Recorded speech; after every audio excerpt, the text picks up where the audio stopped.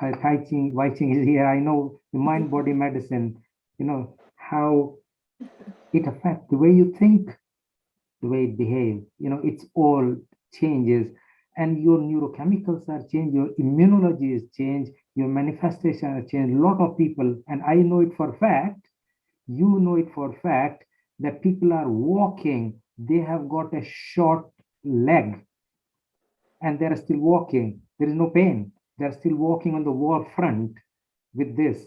Where is the pain? Pain is here. Pain is not here. So this is there. It is having a sound basis. We just need to create as good an evidence. And as you mentioned, it's not possible to have that, fully double-blind controlled study, but as good a study is good enough. And I think that's what I would say. So thank you so much. I mean, we heard from Madanji has given like amazing response of the immunology in there, and that is just so good.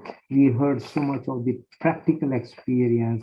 We heard from Naveen ji about his wisdom about the budget. We heard about the petition that's going to go on. We have heard about what we should eat, and it was so good. I mean, I know him for a long time.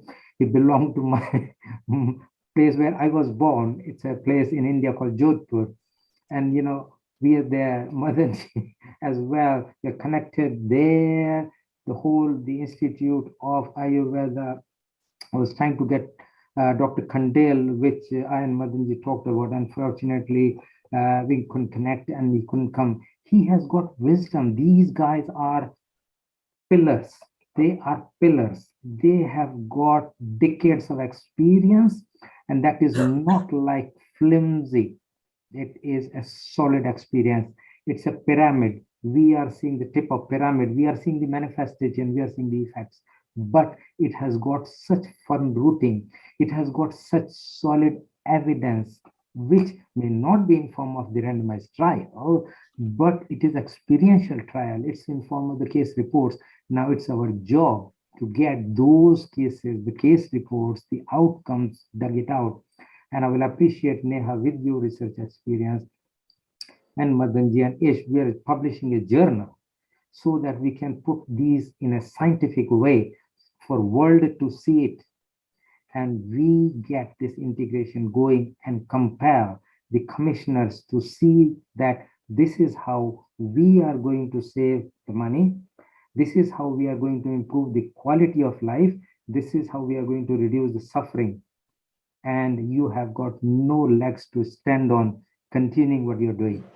You need to change and change his life. So I think I'm so grateful to all of you for contributing it in this way. I would just want a couple of sentences from each of you, just to summarize your nuggets of the pearls, 1 or 2 sentences each. I'm going to start. Maybe I think, Wai-Ching, why don't we just welcome you, tell us your wisdom, and then we'll move on to the other people, because you have got a very different perspective, a calm, serene body that comes from calm, serene mind. And that's how mind and body work together. And body is of health, which is not physical. It's physical, mental, emotional, spiritual, social, and in fact, a lot more. So let's put it all together. Yes, thank you. Namaste. Rajiv and everybody, Neil and Professor Madan. I think being with you all here has just brought back a flood of memories from me, because Ayurveda is important to me, as is the TCM, because I grew up this way. Just a little story so that you know that I'm so aligned with this, and then I have questions for Nehaji as well. And I so enjoyed this presentation. But you see, when I grew up at 5 years old, I had Indian neighbors, and they introduced me to the very first herb was tulsi. So when I plucked the tulsi from the farm and put it in my mouth, and it was like an explosion of energy in my head. And then as I grew up, then I did just very quickly, because I grew up in Malaysia, we have a very strong Indian community. And then I went, was a dream of mine to go to India. So at age 24, 40 years ago, I backpacked through India with another Chinese woman. So two crazy Chinese women backpacking through India 40 years ago. And we were on ground and we tried everything, all the herbs, all the spices, all the foods and the treatments, right? And then later on, I was also getting treatments in Kerala and almost spent a whole month in Coimbatore, and also a very special Shirodara and also massage points, the Mama Points massage at when I was teaching Qi Gong with Deepak Chopra in Goa in 1987. So, and now when I study both of a Chinese system and the system of Ayurveda, I'm also very aware of like the way that the energy moves through the Shushumna, to the Ida Pingala, and to the Mama Points. Really, basically, they're the same. And also through the doshas. And I've always tried learning the doshas, but I've never really mastered it. I felt that I should perhaps focus more on TCM, but always integrated. And then, especially at this time, using more neem, brahmi, amla, and all the various herbs and also the spices to build up my immune system. Many doctors that I work with, they always cite like ginger, turmeric, cumin, but we need a deeper understanding. And this is where this panel and this correlation can really offer also in the allopathic medicine. And I'm just so excited that it's probably going to be more accepted and integrated into the world. And it's a very necessary point because of the different programs that are being proposed right now to build up the immune system, which is other than natural or herbal or food-based, that it takes people away from the simplicity of our natural selves. And especially when babies from age 6 months now are being threatened with a program of inoculations, that we are even more important to really focus on children's health. And I was really heartened to hear about that, you know, that focus of natural remedies for children's health. And also working together with all this, I find that infant massage, which is so important also with the Ayurvedic tradition, that is not highlighted enough, is the body work, especially with gingerly oil. I grew up with that, by the way. I grew up with body work with gingerly oil and so on. So I really appreciate all the ancient traditions. And I would like to hear more from Nehaji about how she used that during the COVID times and how it was developed, and certainly to highlight the psychoneuroimmunology aspects of things, and with Raja Yoga, with yoga itself, and also with Dhyana Yoga, to strengthen all of us in this times, you know, which are Kali Yoga times that are very challenging. So I would love to hear more from Nehaji about how she integrated the path of the Ayurveda into the COVID times. I'm thinking is that it'll be great. It's so good to see. Let's see, there are so many things to offer, and Healing of our Earth is doing amazing job. We had so many events on right from health, COVID, kitchen, food, physical activity. Let's look at future events. So we might actually just find that there are so many fascinating things have been happening. We had like back-to-back sessions on different parts of this. And there is a plan to add more and more and more. And I would request all of us here to pull together our energy and bring more of it to that. So, 21st of June is the World or International Yoga Day. However, it's a working day, so we are going to have our International Yoga Day special on 19th of June, and that would be from 2 o'clock till 7 o'clock British Summer Time. And it will be good to connect our body, mind, and soul, devote to the universe, and connect it so that we can bring a global energy together. We got vegan and vegetarian kitchen again on 26th of June, starting 2 o'clock. And that is amazing session because as we just heard, Jaisa khai an, vaisa hoye man. So why don't we do it? Let's put good food into the body so that we can have a better outcome. So I think that is just so good. Again, in succession, we have 3rd of July as well onto the vegan vegetarian kitchen. We know that half of the world is now interested becoming vegan, and people are finding it difficult to do that. However, we do what we say, we preach what we do. Healing our earth is to promote a happier, peaceful, healthier, and inspired global community.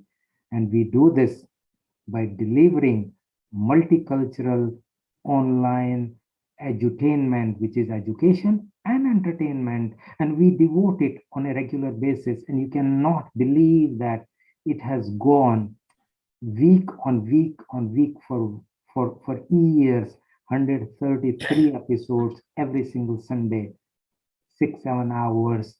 And I find many times 6-7 hours later, people are more stimulated and more excited than at beginning, which is very, very uncommon.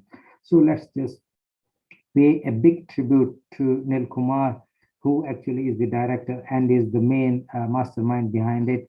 And there are so many people. It's not just, happening just like that. There's a team of people. There are like Nitesh, who's doing the background work. There are Seema, and many people. We will introduce shortly if we get time. There are amazing people here. Ravi and Sushma Banot, who are going to be coming soon at some point in time. Wai-Ching is connected here, and we know Sharon from US is constantly doing the work.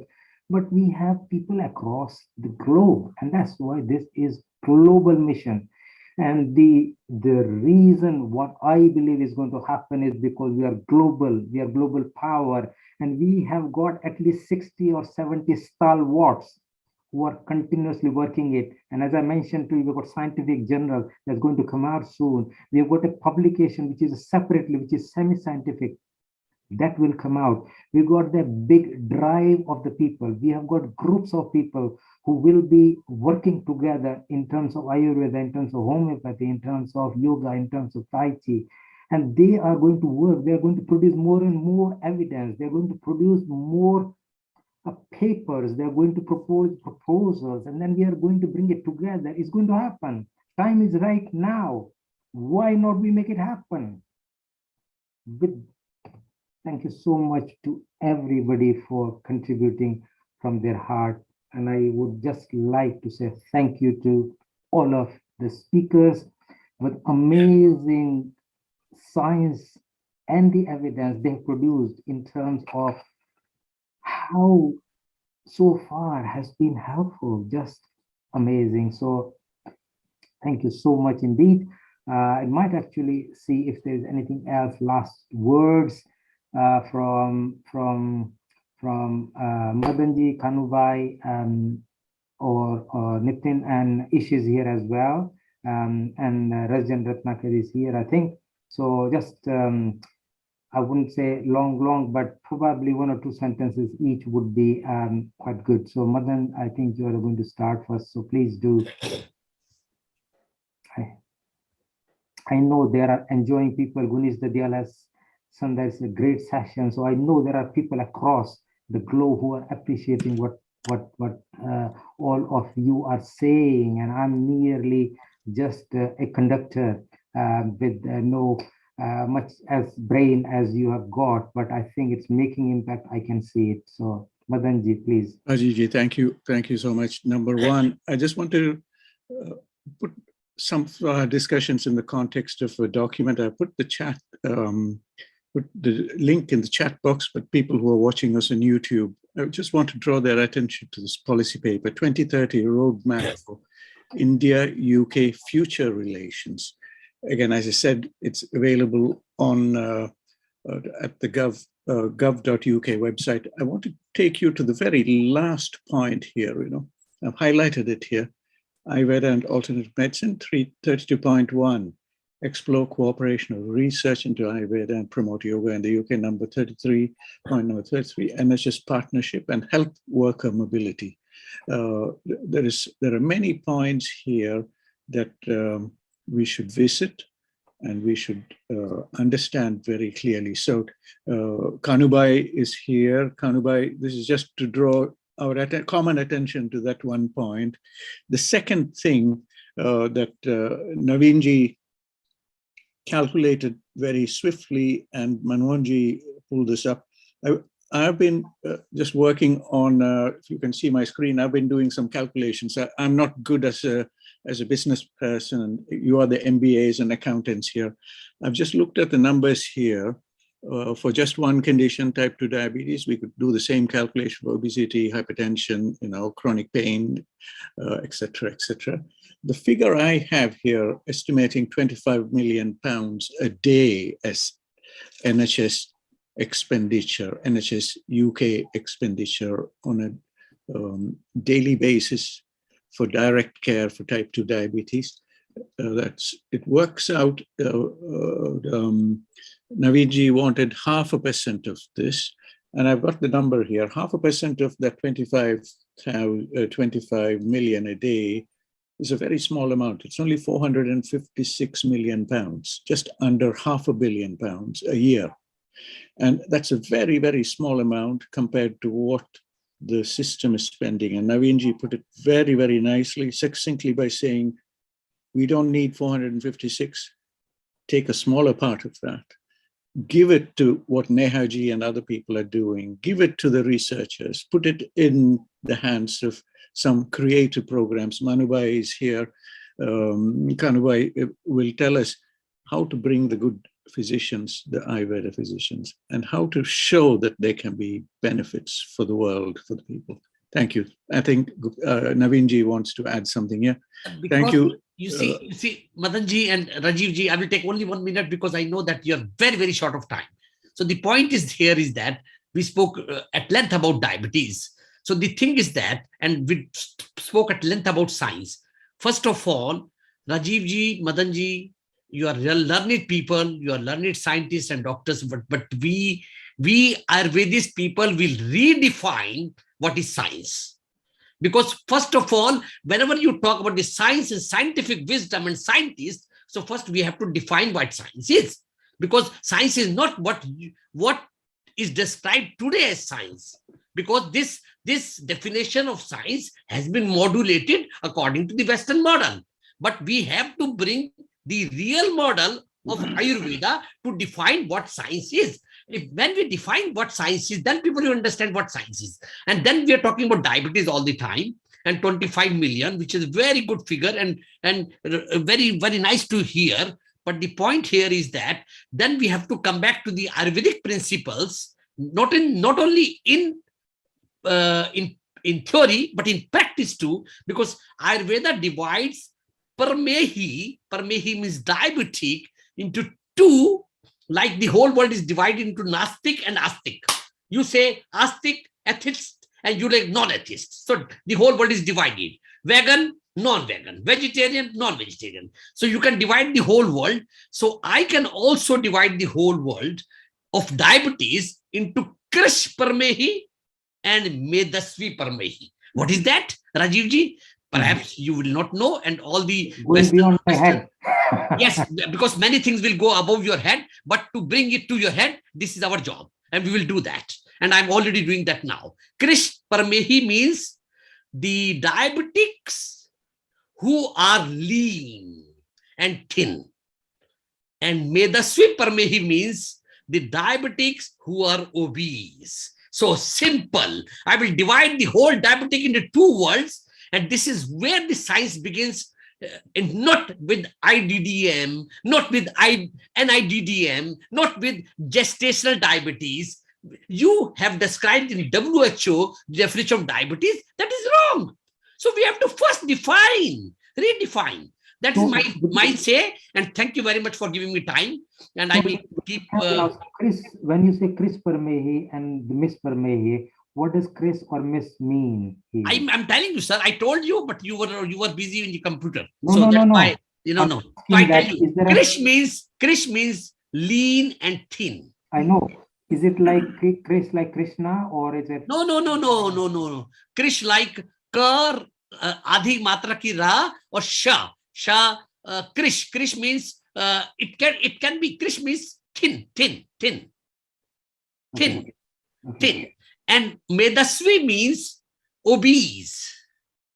So we are dividing diabetics into two: Krish Parmehi and Medasvi Parmehi. Okay, क्योंकि जो बीच का होगा वो तो परमेही हो ही नहीं सकता. ठीक है, perfect, very good, lovely.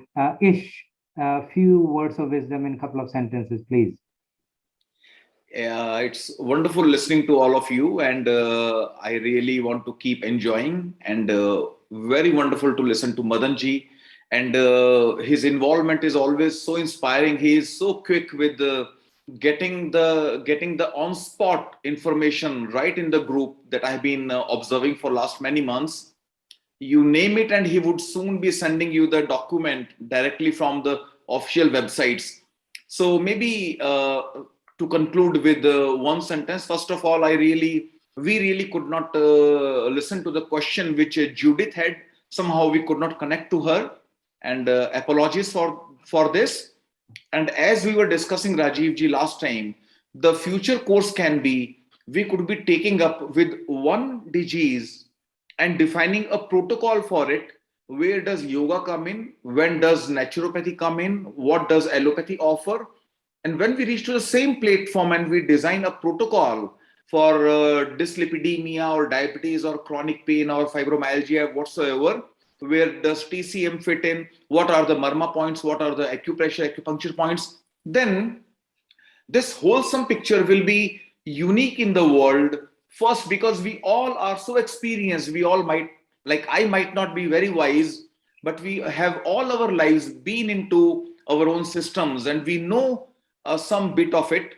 So if we come forward and we co-author such protocols, those cannot be ignored, I believe. And these are diseases which might not be lifted, which might not be defeated single-handedly by like yoga alone or allopathy or Ayurveda or gem therapy, So we all have to understand each other's mutual strengths. Where do we all fit in? What can be one prescription which 20 of us would be giving to one patient? And that can be really unique. And we can be having, like Rajiv ji suggested, we can have such forums, and so this can be a very wonderful future course. Rajiv ji. Thank you so much. So I think that is brilliant. And we had lots and lots of like one-to-one discussion with several of you who are actually so wise, and I gain wisdom from you guys. This is so good. And taking it further, there are 7 or 8 topics which I thought that we would be very wise to move forward on.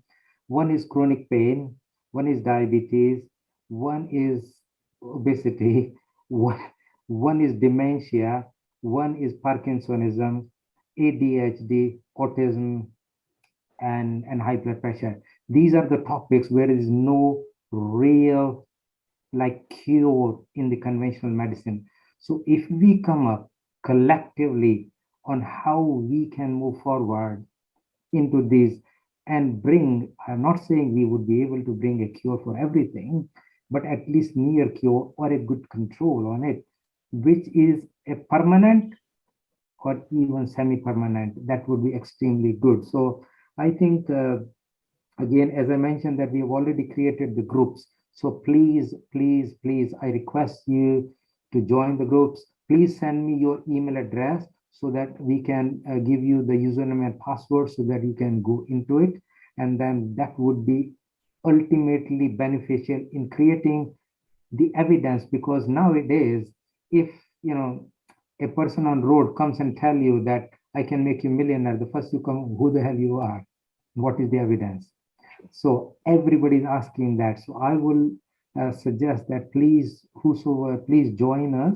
We would really request you. We would move. We've got a lot more things to discuss, but let's hear from Neha. She's got something. Yes, yes. Just very quick minute, because Dr. Ish mentioned a wonderful point here about collective approaches and a protocol. And I wanted to add on, in the UK, September, we started 12-step program. The idea behind, there has been many 12-step programs in the de-addiction and AAA in US has been very successful. And to be very precise, it's already faith-based. It is on the God, and I surrendered to God.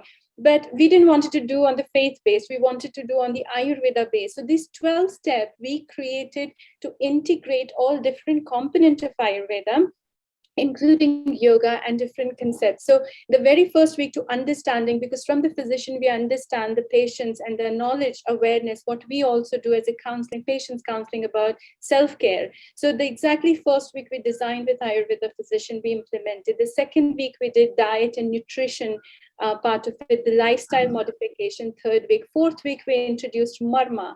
The fifth week, we did included sound therapy with the Raga Chikitsa. And Raga Chikitsa, we extended for another 2 weeks, because the Raga and the music, again, the mantra and Raga, these are two different Chikitsa times. So generalized very, and just like that, each week, we introduced one self-care concept of Ayurveda, which could be generalized. But at the same time, in these 12 weeks, we encouraged all the patients to see one-to-one Ayurveda physician for the personalized therapy. So these combination of these two, and this is, again, we did a cohort study, and we did a retrospective evaluation as well. And both studies has been accepted in Pain Journal. I'm sure you all are aware, it's a very high impact journal. So it is a standard publication now, which is going to be very out soon, on the 12-step on fibromyalgia and chronic fatigue. The similar model in the 12 weeks, introducing different, and the yoga was integral part, because throughout the breath work to simple movements, just like we refer to physiotherapy in the clinical practice and the GPs and all do. Similarly, yoga go hand in hand, but at the same time, with everything else of the self-care. And the one concept which fascinated me throughout as Bhut Vidya, or you say psychotherapy, Smriti meditation, one of the very powerful psychotherapy, therapeutic approaches from Ayurveda, which works on the deep trauma. So when we talk about the chronic pain, fibromyalgia, we all understand there is a trauma, long-standing trauma in the play. So the Smriti meditation, which is Ayurvedic psychotherapy, was introduced in one of the weeks, and we ended with the community integration. So people has to be self-dependent after suddenly we leave them on the 12 weeks. All this come from as a protocol from the Ayurveda. It could be integrated simple like that. And then if it works better when we do a personalized Ayurvedic physician's personalized therapy session as well. Very similar like GP and the social prescribing work hand in hand. Similarly, we do, and results are tremendous. And it did reduce the significant visits to the GPs. Pain, they were discharged from the hospital, and they could manage. A self-efficiency score really improved to 80%. 86% of the patients, they actually said they are more confident now to manage their own pain. This is, we're talking fibromyalgia, where we know they're never confident about anything. But here, this is what the real impact of very simplified collective Ayurveda protocol in the communities. And this happened in UK, not very long. We are still running. We are on the 9th week, third round, 9th week. This is funded project by National Lottery. So even the more funders are keen and interested to see how the integrated approaches are helping people. So I just wanted to mention these. This could be more of protocols like that, which is simply executed in the practice, and it could be available to everybody. But not forget that Ayurveda physicians' personalized therapy is the key factor here. So it's not generalized, we are claiming.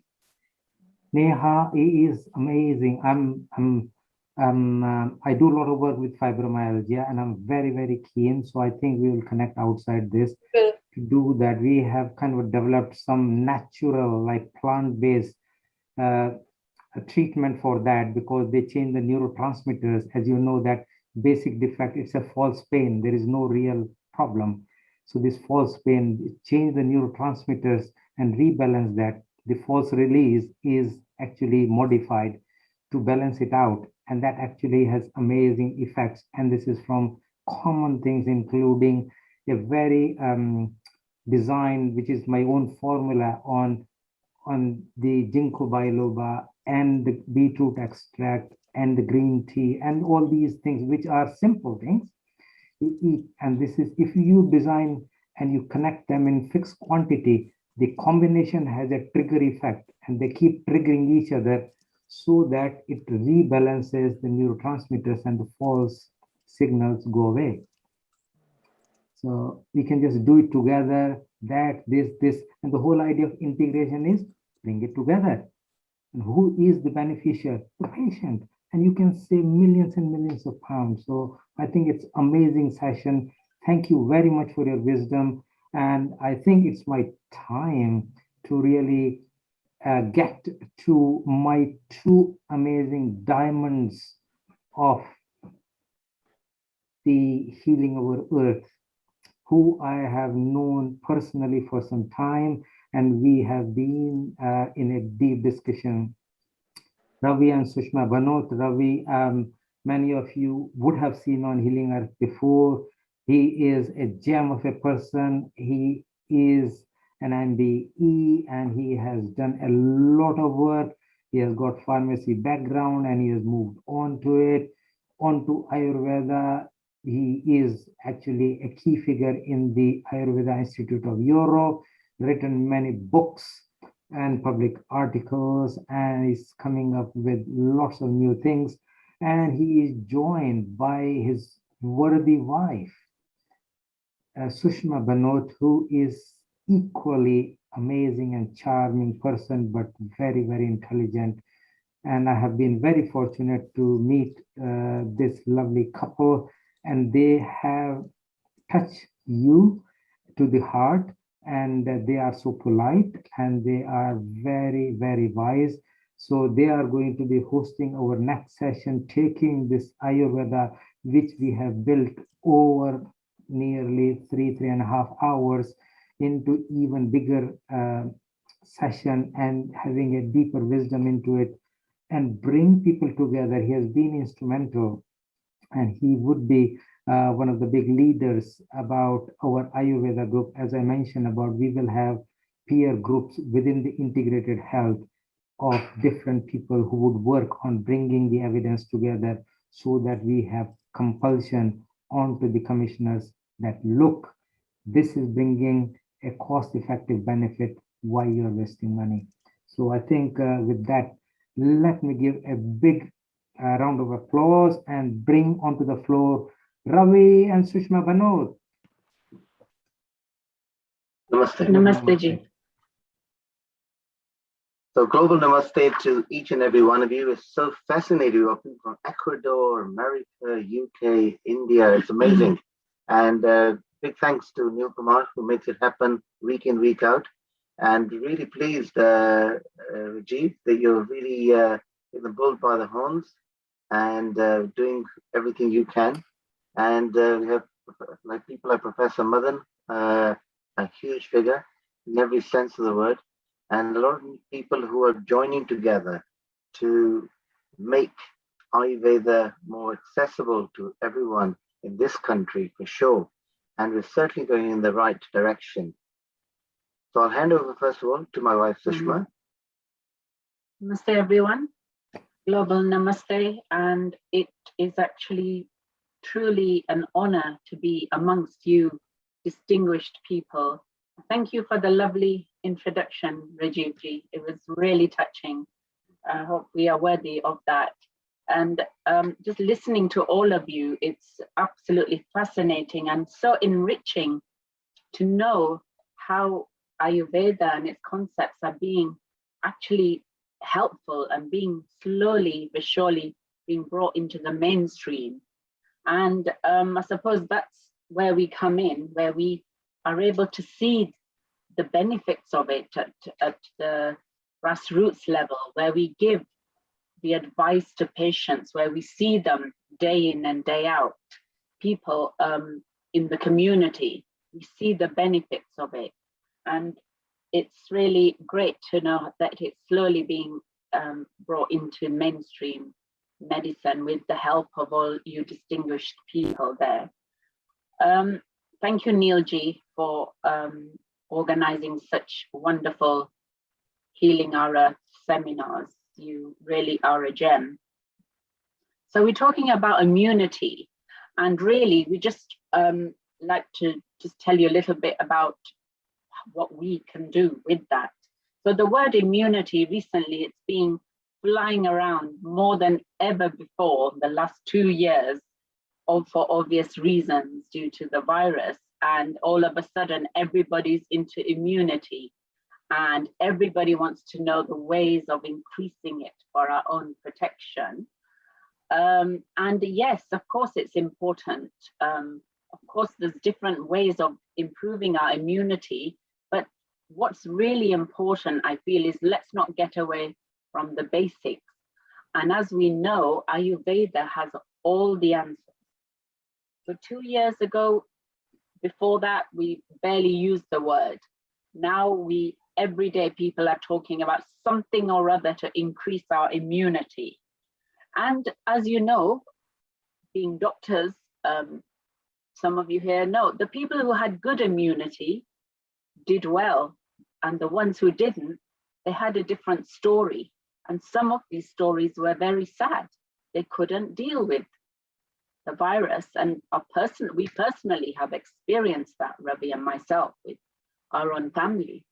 So we cannot stress the importance of it, and I really feel Ayurveda has the answers. So then when we had this virus, everybody looked towards Ayurveda and the East, really, and they weren't disappointed. So in a short while, Ravi will tell you about other ways of improving our immunity.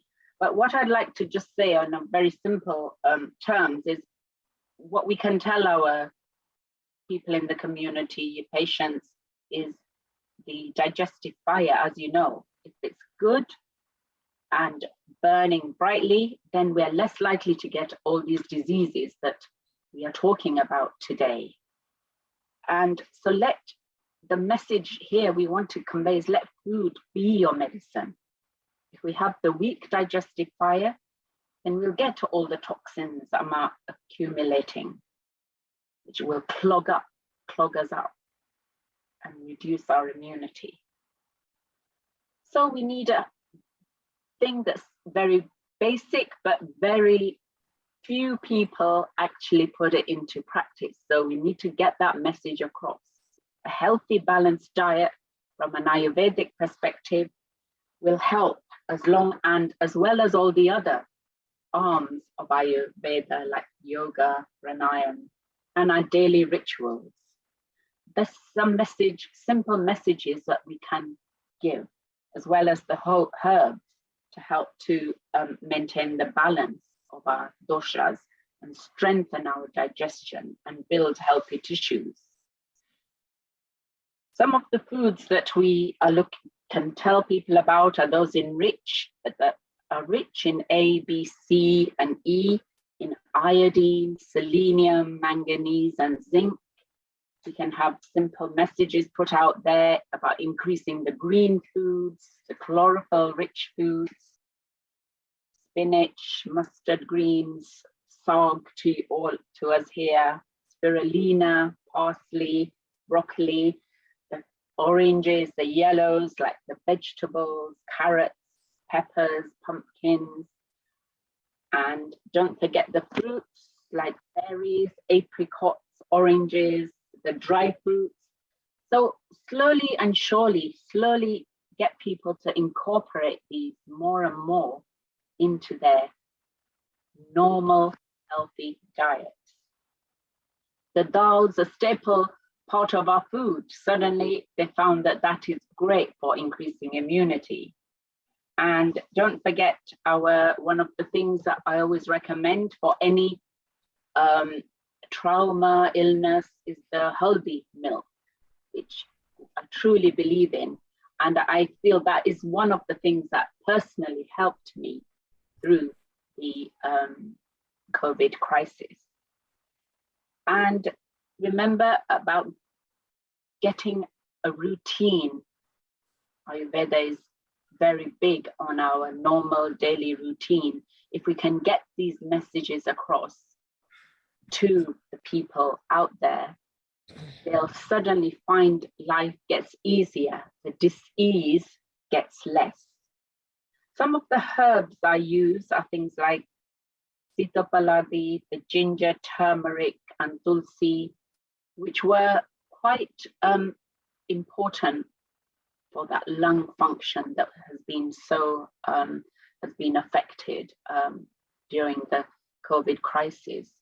But these things, the beauty about these things is they can be done immediately, and the message can be put out there. Just help to, as one of the doctors was saying, gives people that confidence that they are in control of themselves, their disease. Before we introduce our wonderful guest, Ravi would just like to say a few words on the breathing techniques and how that can help to improve immunity. So the whole idea of today is obviously to exchange viewpoints and then making a difference globally. That is what we're trying to do. How do we bring it into the NHS? And before I introduce our amazing Renita Malhotra Ohora, I'd just like to say we can expand on this and have a panelist conversation. So please do stay on. We'd love to hear everyone's opinion as we go on. And breathing is one thing I was going to talk about, which perhaps if I can bring in after, because we want to keep to our time schedule. And right now it's supposed to be Renita Malhotra Ohora from USA. Namaste, Renita. So Renita is a natural born wellness specialist, I say. Renita's background as an Ayurveda clinician has led her to teach clinical and CME programs to healthcare practitioners at the University of California Schools, University of North Carolina's Global Medical Education Center, and the Hong Kong University's Lee Ka-shing School of Medicine. For many years, she was an Ayurvedic consultant at the California Pacific Center and has also been part of the teaching faculty at yoga teachers training programs in Asia, Europe, and the USA. She has provided corporate wellness and business coaching programs to a variety of Hong Kong-based companies, mostly banks such as HSBC and financial services companies, and her workshops are based upon principles from the Vedas. She founded, built, and subsequently sold Ayoma. Ayoma is an Ayurvedic self-care product line, and the Ayoma Life Spa, a premier Ayurvedic wellness spa, and has provided Ayurvedic training and consulting services to top spa wellness retreats such as the Four Seasons, Champneys, the Canyon Ranch, and the Banyan Tree spas. She's written 4 books about Ayurvedic medicine, published by Chronicle Books, and Macmillan India, Mandela Press, and HarperCollins India. And she has a website, which is www.renita.com. A huge global namaste to you, Renita. Welcome. Welcome. Thank you so much. Lovely to be here today. So, Renita, perhaps we'd be fascinated to hear your take on immunity, your experience, what your tips are, where you think Ayurveda can go in the future, not just in the USA, but also globally. We're based in the UK, but we'll be fascinated to hear your viewpoint, how you think Ayurveda, yoga, and alternative medicine generally, how we can progress in the world. Yeah, it's such a wide question, right? The question is very reasonable. The answer is harder to get to. I'm native to Mumbai, born and brought up in Mumbai, and have been living here in the US, primarily California, for the last 30 years. And I came here and began with Ayurveda right off the bat in the very, very early days, before there was tech, before there was like any of these Zooms, any cell phones. And it was always a joke because here I was the low-tech person in a high-tech environment in Silicon Valley. And there's a lot of interest. There was a lot of interest, and there still is. It has grown, as we all know on this call. We've seen it over the years grow in all continents. However, I still feel that it sort of scratches the surface of pretty much everything that the medicine has to offer. And even with yoga, yoga has become this, you could say in a sense, a way of life, but in a very trendy manner of speaking. There's still a very rudimentary understanding of what yoga is beyond asana and pranayam. And of course, the good thing is that now in a studio, when you go for a class, they will try, and I don't know what it's like in England, but I'm speaking for here in the US. They will try and incorporate a few different things, but that's what's interesting to me, is the incorporation without necessarily the connection, right?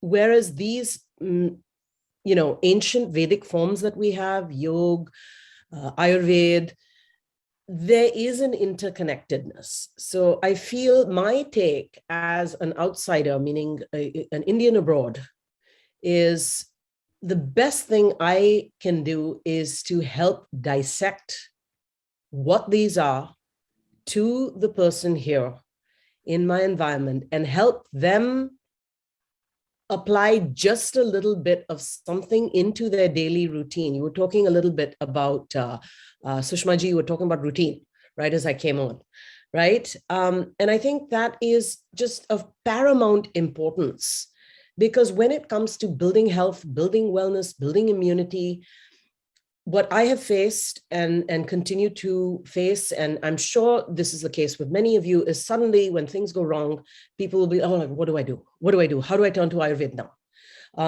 Pandemic is here. What tips do you have? Should I be having, haldi and ashwagandha mix? It's not that easy, and it's not a cookie cutter solution. It's not a one size fits all aspirin for the masses, right? As we all know, and it is something that takes continuous effort every single day of your life. Just, if you want to become a tennis player or a musician, they've got that whole 10,000 hours. I don't know where we came up with the number 10,000, but it's a reasonable number of hours to become somewhat proficient or very well at something. The same thing with your health and immunity. It takes effort every single day, right? You don't have to do massive things every single day, but small things that you put into your life. This is, after all, the science of life, right? Ayurveda, the science of life. And so my take has very much been to be either a one-on-one educator or a one-on-group session educator. And I actually now in my normal life, I do much more of the one-on-group sessions, because that in itself is an opportunity to learn from the next person. We mix things up in the room. If we look around the room, if we look at all of us, we look different. We behave differently, right? We're not all sort of clones of the same thing, right? Which means we've got what? Different likes, different dislikes, different emotions, which means if we've got different tendencies towards health, ill health, wellness. What does that mean for me? I might get migraines. You might get shivers. I might get allergies. Somebody else might get a body ache. Okay, there are patterns that we can detect, and there are things that overlap, and there are things that we can pick up on and follow. But immunity in and of itself is a standardized word in English, right? So the way my immune system behaves when my ojas is high, when I'm healthy, I should say, versus when my immunity is low, may manifest a little bit differently from that of the next person. But to understand what that means for me and what that means for the next person, it's really about getting in and understanding my mind-body type, my dosha type, vis-a-vis that of the next person, which is why I think the group format sort of helps quite a bit. So just in terms of your overall question about sort of where Ayurveda yoga is going sort of, in this country, perhaps over there. I think it has a lot of potential. Of course, I feel like I've been saying that for 30 years. But I do feel that to get anywhere first, you do have to scratch the surface level first. And that has happened, and that is being done. So that is a good thing. That is not something to a lot of us Ayurveda specialists, doctors, clinicians, will be like, oh, it's frustrating because I can't go deeper. And it is frustrating. I've been there, but the good thing is that we've actually created the foundation to go deeper. So that's one thing. Yeah. But the second thing is now we have this challenge of how do we go deeper? And to me, it's more than trying to get through, there are lobby groups and let's have this established and let's have insurance come in, all very good, but education has to come first, because if people are just not aware, and if they only show up when they're sick and when they've got an illness that's at a well-developed stage, it becomes so much more difficult to apply anything, any kind of natural medicine, any kind of alternative medicine, right? So again, coming at this, with my answer to your question, just even in terms of tips, before you can go into specific tips, my biggest tip that I put out there for anyone is really pick up a 101 level book, course, video, session, seminar, whatever is available to you on Ayurveda. Try and understand in just small terms what it is about and how if you learned more about it, it could possibly help you. Because to me, understanding your mind, body type, your dosha, and the interplay of the elements in your environment. I say in your environment because I sit today in California. The way I am affected by my environment is quite different to this same person, myself in Mumbai, my other home, right? Or if I come and visit you in England, right? It's different. It may be the same time of the year, but it's different. So understanding your dosh, your mind body type, how the elements affect you, how you react, that is step one. If nothing else, I always say it gives you better equipment or fodder or information, whatever you want to say, that you can take and go and speak with your doctor about, your regular doctor, your GP, whoever they might be. So I don't know if that's a very long-winded answer to your question. It's a great answer. The thing is, and I think you've hit the nail on the head, because it's a question of, we've certainly scratched. And when you said we've been for 30 years scratching, same here, Sushma. I've been in this field now for 20 odd years, and in some ways it feels we're still where we were. But then you look at it objectively and think, the 20 years ago, who would have talked to you about turmeric or neem? But now, the standard preparations you get, everyone talks about it. You get turmeric, even lati chow, whatever they make now. So what they've done is, the word, so Ayurveda, the word is not necessarily there, but we know that the herbs that we've been traditionally using in Ayurveda are coming through a lot more. And same with yoga, isn't it? Where with asanas, when you go to yoga classes, your question was, even here, it's very much based on just the asanas. We're not so much in the spiritual side or the breathing side, but that is something we're trying to introduce here. And I'm guessing that this is perhaps happening there as well, where we've just got to bring back to roots and say, well, exercise are great, but what about removing toxins? And that's what the topic is about today, because how do you bring Ayurveda and yoga to help people improve their immunity? Absolutely. And it's an excellent question. And again, difficult set of answers, but okay. So when I grew up, and I know this is the case with many of us here, I grew up in Mumbai. In school, yoga was something that you had to do. It was a subject, whether you liked it or not. Now, as kids, we were like, oh yeah, this is great. This is the time when we all fall asleep. That did and did not happen. But, even for a regular kid who just treats it as like, okay, it's a free period and I'm going to go to sleep, there is something that later on in life sticks with them. I did that in school. So there is a certain level of awareness, if nothing else, to sort of pick it up and understand, okay, what is this that I didn't take seriously in school, right? And I think in the East, I've lived, of course, in India for many, many years, and I'm from there, but then I've also lived in Hong Kong and Japan and the Far East. And I think there is just this understanding of, okay, life is a complicated place. You've got to go to work. We've got to earn. I've got to feed the family. A paycheck has to come in. Yes, it has to be done. But wellness is not about falling sick and going to the store and buying a medicine to fix it so that I can go back to work the next day. Wellness, needs your commitment. Wellness needs your day-to-day contribution. I think in all Eastern cultures, we see this. I've seen this in all of my exposure to populations and communities in Japan, in Hong Kong, in China, in Korea, okay? Eastern medicine, there's a lot of overlap, and there's overlap with Ayurveda as well, okay? It's not exactly the same, but there is overlap.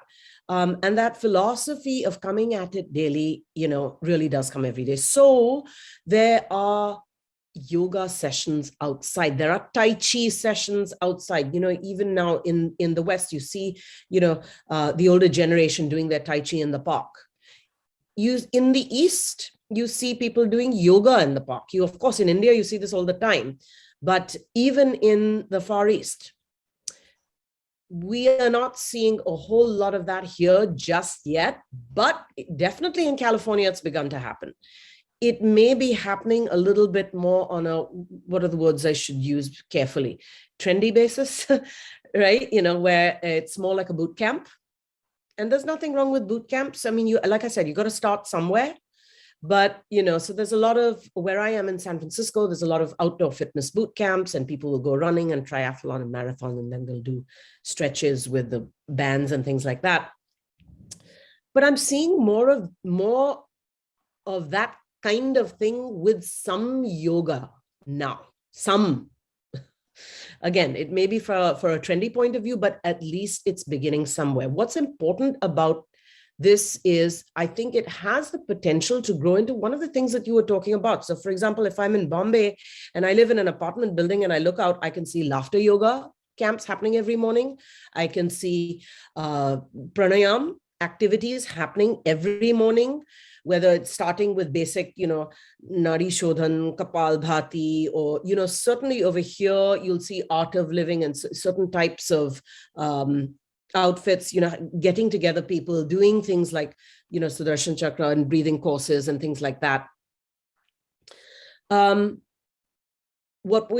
With the pandemic, what really sort of occurred to me and everyone is that there is this need to basically build up breath as strength,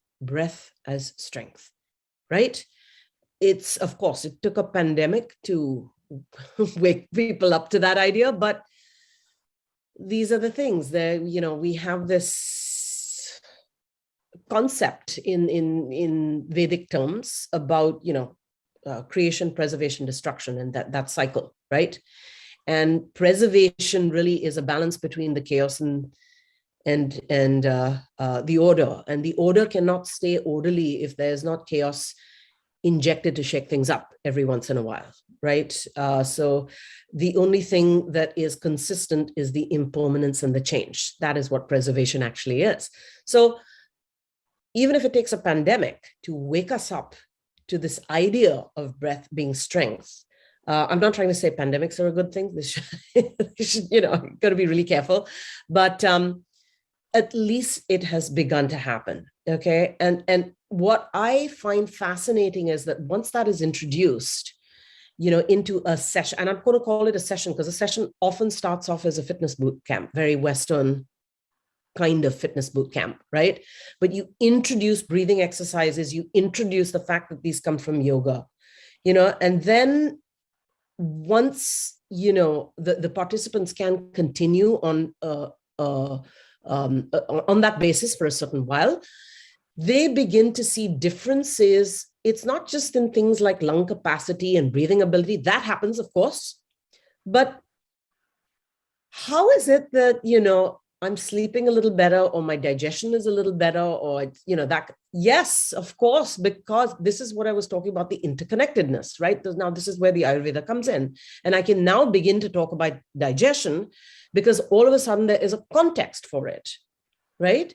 It's very difficult, I have found, to sort of sit people down in a room and say, okay, let's start talking about digestion because, your digestive tract, the upper, mid, lower digestive tract put together, we can break them down into 3 different parts. And then this is where the diseases originate. It's very theoretical.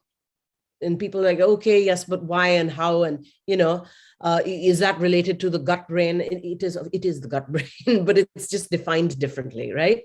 But when you can put it into the context of what they are feeling, perceiving, experiencing every single day, all of a sudden it begins to make sense on a subtle level, on a level they can feel, right? So with the pandemic and with breathing and pranayam being introduced into fitness regimes, whether that fitness was a yoga class or whether that fitness was a boot camp, and an outdoor boot camp, right?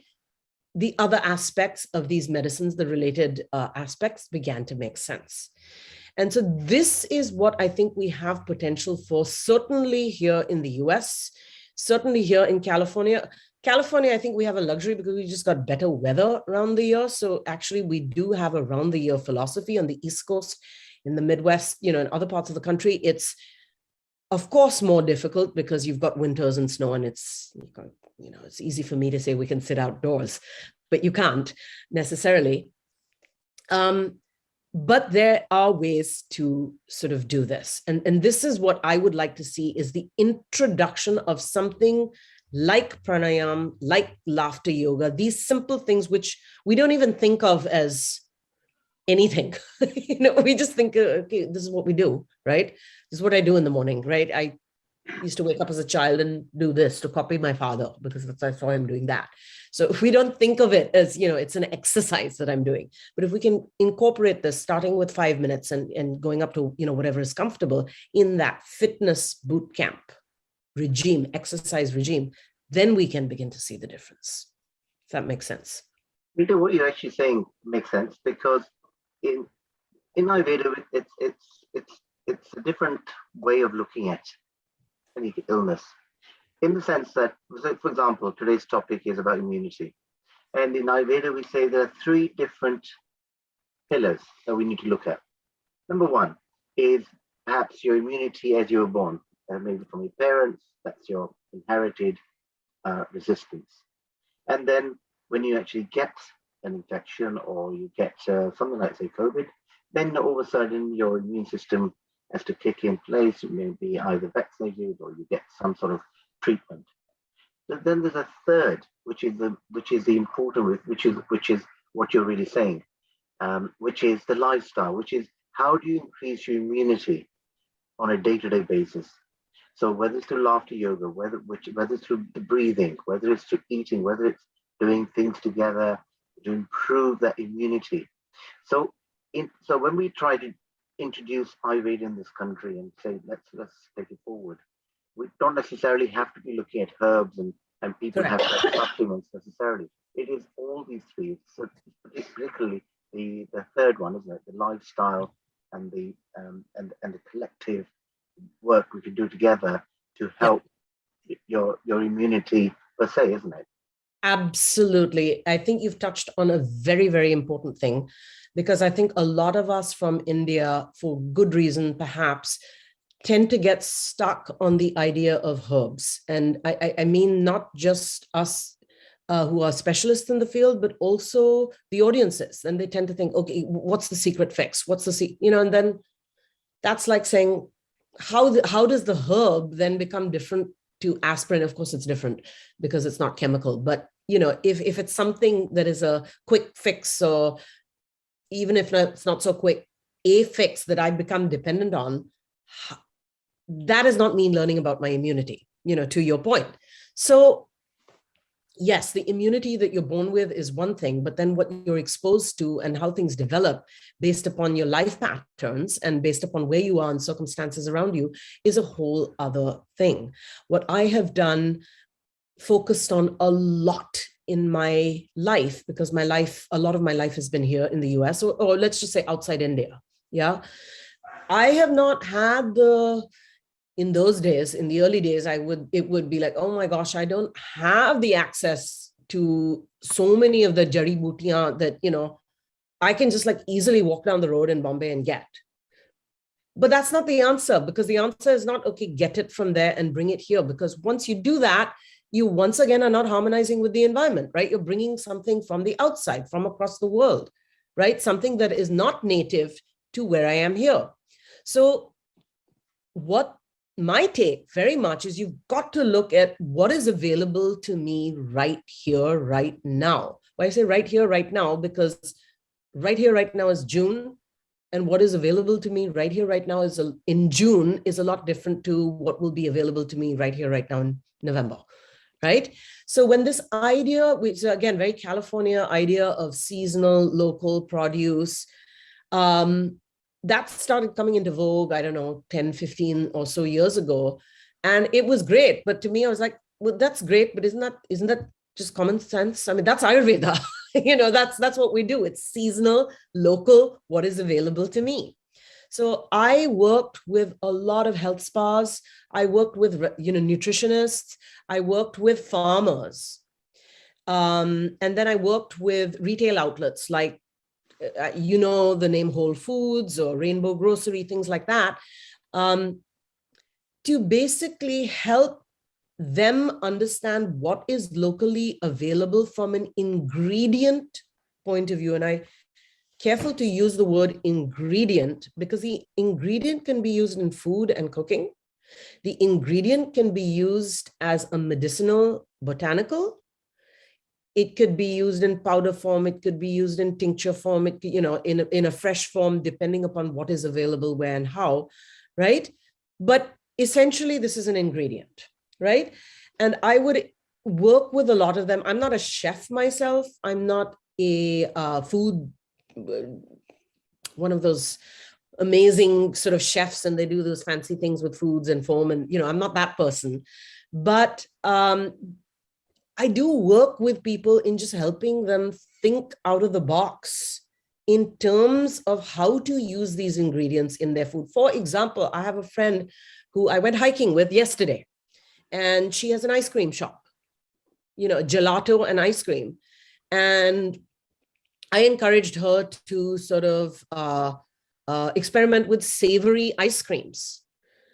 Now, there was a double-edged sword. Sort of, on one hand, I like the taste of savory ice creams, and she's my friend. So I was like, okay, this is a good way for me to get some savory ice cream. But on the other hand, it's, she's thinking of it more as okay, how could this be incorporated in a meal? And that would be an interesting spin, and maybe a bit of a palate cleanser between course A and course B if I do a basil and lemon ice cream. Now, I'm thinking basil and lemon ice cream is lovely, but why don't you, instead of just doing that, why don't you try Krishna basil, holy basil? Why don't you try Tulsi? It's a different strain. It's got a unique flavor, and it's one way to basically incorporate it into your cooking. And the chemistry, the chemical compound of how it tastes, how it, combines with the Maya lemon that is growing on my tree outside, and these are local ingredients, is quite different to, let's say, sweet basil, which you're used to in Italian food, and sort of the regular lemon that you're getting from Mexico, let's say, in the market. And so I'm able to then work with her. She is then able to try it. She is able to experiment and come up with something savory where there isn't a use of sugar, etc.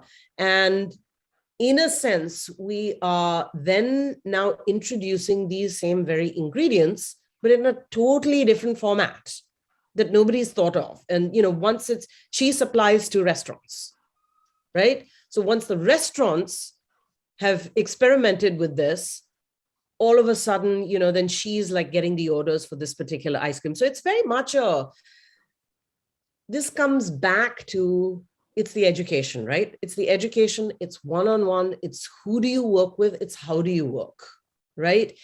If I learned a long time ago, just because I was in a different setting, I think if I'd never left India, then I would have had sort of my clinic, my patients, a very traditional method, if you will, of Ayurvedic practice. But because I found myself outside and it's not like legally recognized as a medicine, and there are all these like restrictions and things you can't do. And, I was forced to think out of the box. And I will admit, when I was younger, it was very much about, oh my God, but how do I do this? I need a paycheck. How do I monetize it? How do I make it a profession? And those things exist to some extent. But, Ayurveda, my take is I've written 4 books on the subject. It doesn't belong to me, right? 5,000 years, 6,000 years, 7,000 years, who knows? So if I'm as into it as I am, and just because it's the only thing that makes just pure sense, like my family, my nuclear family members, they don't make any sense to me, but Ayurveda, complete sense, right? So if that's the case, then that's what I need to do, and just be like, if I could give myself a title, it would be the ambassador, right? It's just the information, it's the town crier of Ayurveda, just trying to make it accessible to whoever I can in any way, shape, or form that I can. Fantastic. We share the same passion, Renita. The Sushma and I have written, also we've written 5 books now on Ayurveda. And the one of our books, similar to your book on diet, it's called the 6 Taste Diet, which basically is the third strain. We were talking about how to increase immunity. One is making sure that you are getting the 6 tastes in each meal, which is easily done. Doesn't matter whether it's a Western meal or an Eastern meal. The idea is that you get flavors from each, so that the taste buds and the tongue the body gets what it needs. So it's a different concept to the Western, where maybe meat and 2 veggies, that's regarded as a standard meal. So this is part of the education, where people like yourself and ourselves, and we've got a lot of people here who can help the Ayurvedic principles, but not necessarily with medicine, but we're talking about food being your medicine, medicine being your food. That theory, isn't it? Absolutely. Which is, so question is, how do we incorporate it? It's such a great idea. I was fascinated to hear your story about how you were discussing this with your friend yesterday with ice cream, because we've discussed this many a time, Sushma and I, that if ice creams, you seem to think that is it. You've got your vanilla, your chocolate, but what about incorporating that in your medication, what you have to eat? So if it is turmeric you want, and then the people don't like turmeric, for example, by eating just like that, perhaps that may be a way forward. Just have it in your food. So it's a question of how we can help through lifestyle, isn't it? Yeah, absolutely. It's through life. And that is the whole, when you talk about routine, you eat food every day, right? That's your routine, or it's part of your routine. So it's what better way than to begin to incorporate it in. And people don't know. I mean, we Indians know that, okay, turmeric, powdered turmeric, as it's most commonly available to most of us. And it's fantastic.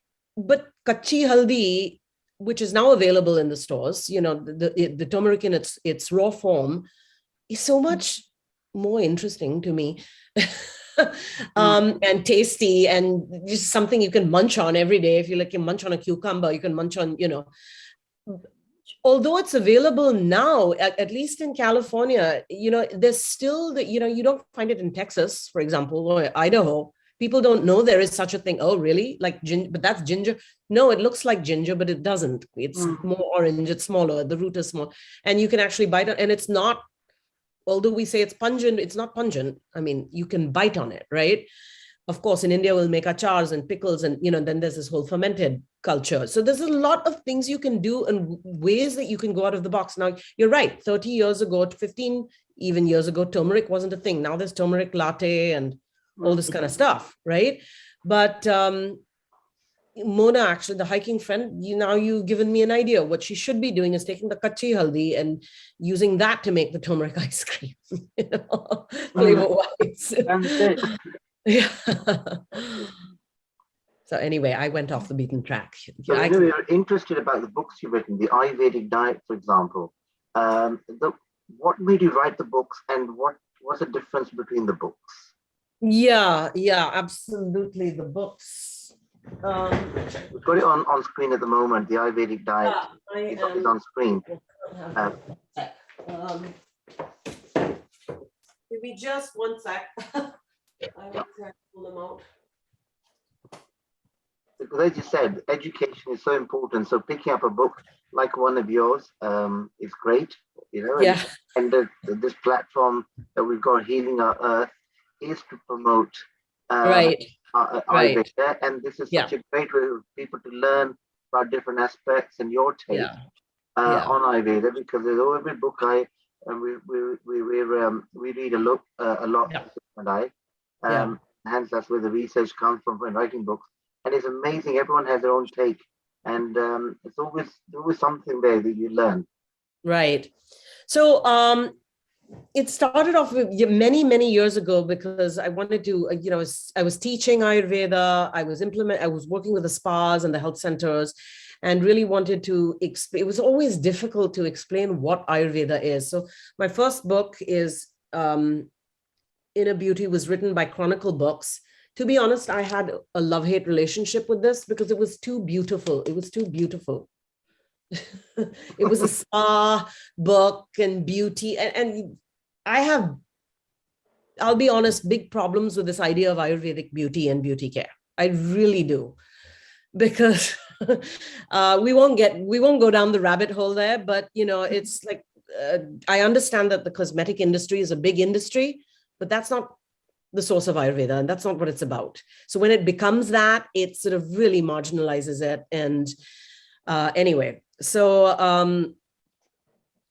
but that was my first book. I did a rendition of that, took from that to do Forever Young. This was published in India for the Indian market by Pan Macmillan. And then a doctor I worked with in the hospital here, CPMC, California Pacific Medical Center, actually asked me to write more of an essay. So a small book. Oh, goodness. I don't know how to show this clearly, but a small book, which this is the current version. Yeah. Name of the book. It's now called Ayurveda, A Holistic Approach to Health. And this is what it used to look like earlier. This is the current version.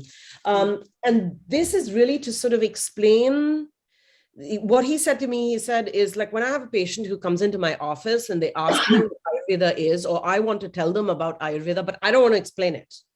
But I do want you to use, like, not make all the words English and just use it should not be a Sanskrit book, otherwise they'll just go crazy, but, explain some of the basic terms, basic.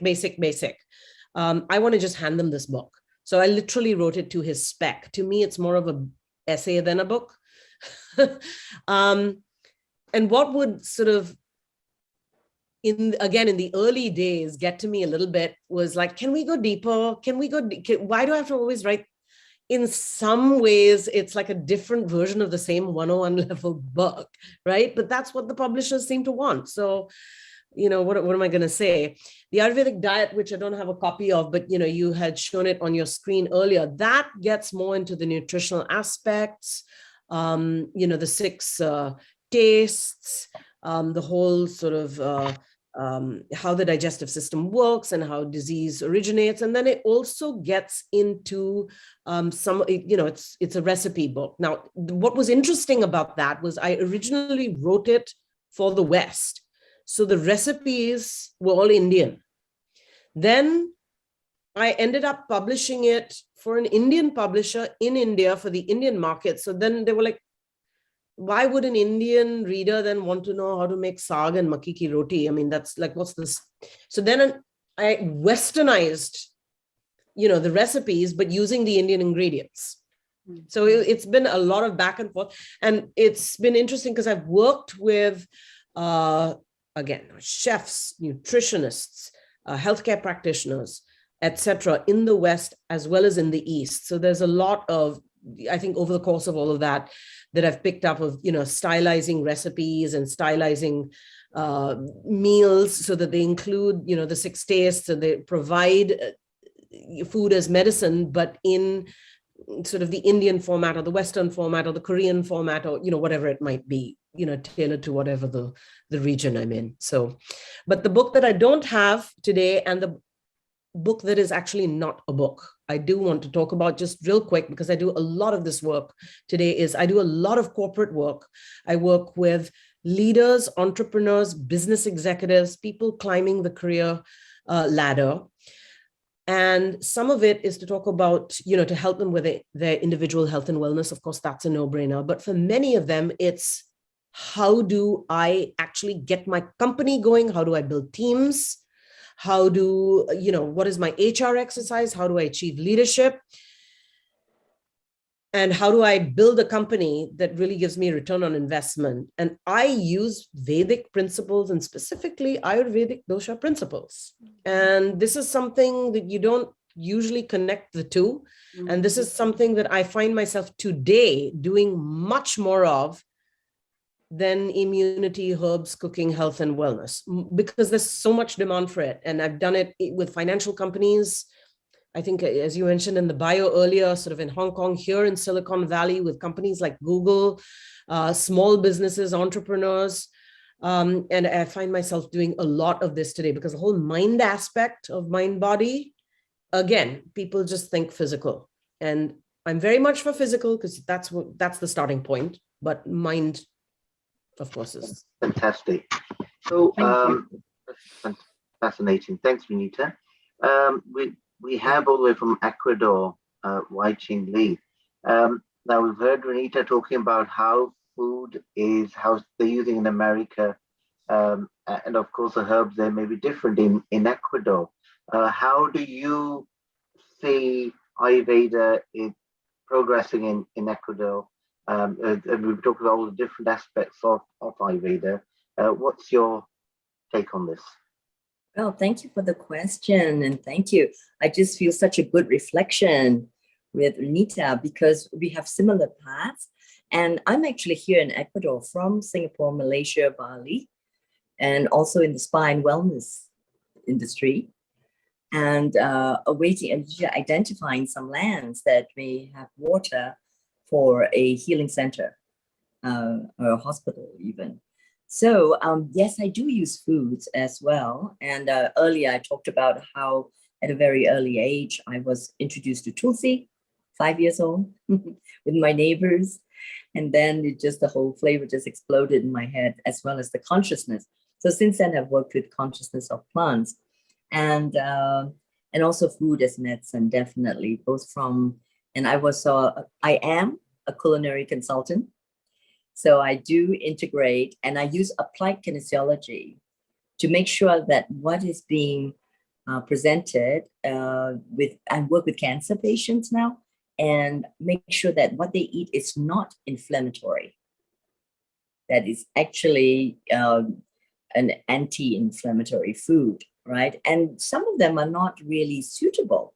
So, looking more at a holistic, personalized way of working with food. And I also consult for spas and wellness centers, and interestingly enough, in the same path with corporations and executive chefs and restaurants. So here in Ecuador, I've actually featured a lot of Ecuadorian recipes and herbs in the last 2 vegan and vegetarian platforms.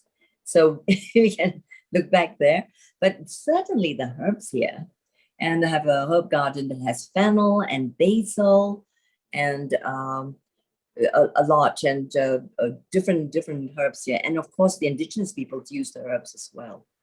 And with Malaysian and Indonesian herbs, and we link up also with the Ayurvedic herbs. So for me, I've used, even for my clients, my patients, so Shatavari, Brahmi, Ashwagandha, Amla, neem, and the combination. So I muscle test them to see what suits it, which one suits, and not just a whole compound.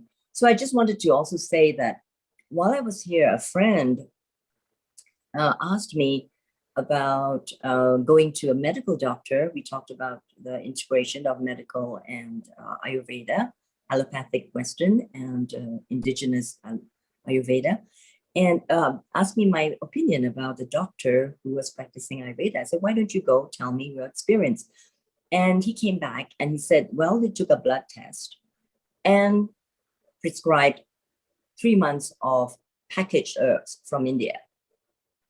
No pulse taking, no checking of the tongue, no looking at the skin, no questioning of lifestyles, no mention of doshas whatsoever. And this is a certified Ayurvedic practitioner. So, you know, we look at integration and how much integration is appropriate and how much of it, you know, is that you want to keep to the purity. I'm for integration. That's why we're here in Integrated Health Forum. And also another time is that being in the spa industry and the wellness consultant, I'm a holistic consultant, that there was Shirodhara. Shirodhara was a thing in the spa industry, right? Renita would know. It's like, okay, so you do half an hour of Shirodhara and people come out with headaches, but they have not been properly prepped in the whole Panchakarma concept of the days and the months it takes to purify, detoxify, and to restore the points, you know, all the nadis and so on, and also to prepare in a spiritual way to open up the third eye. And that was shocking for me to know that all the top spas were just putting in Shirodhara because it was so trendy, right? And that I had to bring up.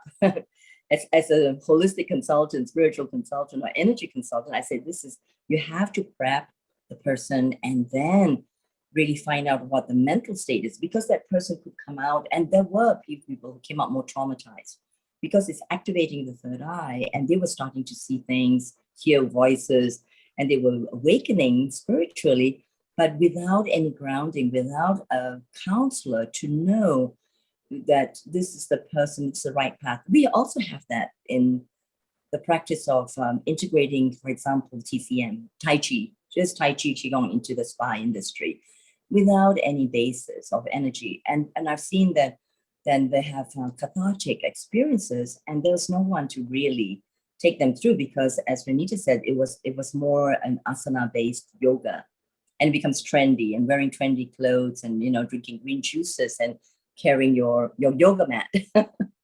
Whereas, you know, that the best thing is to do yoga right on the earth and, you know, all the chakras open and, you know, right there, and then just staying with the posture. So anyway, you asked me about food, but this just comes through just like before. So the integration is very good, all for it, but we have to have some guidelines. And I think Dr. Rajiv is still online and listening and saying yes. Wow. And so it's very interesting with and I agree with Renita because she says there's too much of an emphasis on herbal remedies in the Ayurvedic integration. Everybody knows that, but you know, just like in TCM, you know, I'm on the path of that, I teach Qi Gong, is that there has to be a more holistic view, even with our indigenous ancient wisdom systems, which actually, if you look at it, they're actually cut off, they've been truncated, right? If you look at that, truly, you know, the system itself has been truncated over time. So that's what we are here to do. And Ayurveda is very close to my blood. Of course, I think I was Indian past lives. And I don't know if you were here, I was saying I backpacked through India 40 years ago. So that was like a whole immersion. It was beautiful, magical. So that's my 2 cents worth. Wow, about. Lovely, that's amazing, fascinating. Amazing how people from different parts of the world have different opinions, how they're taking Ayurveda on in their countries. Kanu Patel, what's your take on this? How have you what's your experience with using Ayurvedic herbs, incorporating food, lifestyle? What's your experience in this? Kanu Patel, if you can. Hello, namaste. Namaste. Namaste. Yeah, I'm qualified Ayurvedic practitioner from 1980. I came in from India, qualified in Jamnagar Ayurveda University, and set up clinic in Leicester 42 years ago. And as a private practitioner, well settled at the moment, and even GP doctor some refer as well, and patient come themselves, because now more and more people interested in Ayurveda and holistic health now. So when you recommend medications to your clients, you also talk about lifestyle and what sort of food they Yeah, should eat? that's the important. What to be explained to them. We treat not just symptoms, try to find out the root cause of the problem, and then remove the causative factors, and then give appropriate guidelines, including diet, yoga, meditation, stress management, and herbal remedies. And so many herbs available here anyway in UK. And we use some modern herbs as well. We have to study local herbs as well. So we can use in our Ayurvedic terms and principles. So we try to detoxify the system to the patient, and they benefit, And people are in Leicester, are they willing to pay for an Ayurvedic practitioner? Yeah, I done 2-3 years totally free of charge, because that time when we set up, I set up in one small room in the terrace house here, and 3 years, no consultation fee, no medicine charge, try to give them free. And they, that time, they think this is a totally new things, and now people knows benefit, and they're willing to pay as well. But majority in UK is different, totally different things. Below 18 years, totally free of consultation when they visit doctor, even medicine free. And over 60 years age, medicine free, doctors free, hospital free. So it's not easy to set up private practice as well. So many practitioners do other jobs. Yeah. So that's the main problems as well. So in your opinion, how can we bring Ayurveda, if you were to say, if there's a magic wand? Yeah. Dr. Patel, what is your opinion? How do you think this magic wand could be used to bring Ayurveda onto the NHS? Okay. We have to join all GPs as well. They know, because sometimes now all patient knows about Ayurveda. They come from India, so they know about Ayurveda, and they need health service. We need Ayurveda in the mainstream as well. Nobody like to spend money on health, or especially when free here. So they said your knowledge, everything is expert is good, but how can we do free? I said you can't. We give sometimes, if you can't afford, we give free advice, free blood pressure check. That's and then whatever they afford, they can give money as well. But we can't do totally free of charge. That's the problem. So can I ask you a question? How is it then, if you go to shopping centers, you see there's Chinese medicine shops, yes, which are not free. Yeah. They have herbal medicine. So what are they doing? Perhaps could we learn something from them? Is there something that they're doing that perhaps we're not thinking about? Here, Chinese clinic here as well. They're running as a private business or private complementary center. And people knows Ayurveda, Chinese medicine, homeopathy, acupuncture is not in the NHS. Then when they visit, they know we have to pay for it. So people will pay as well. But if we bring it in the NHS, then more people benefited.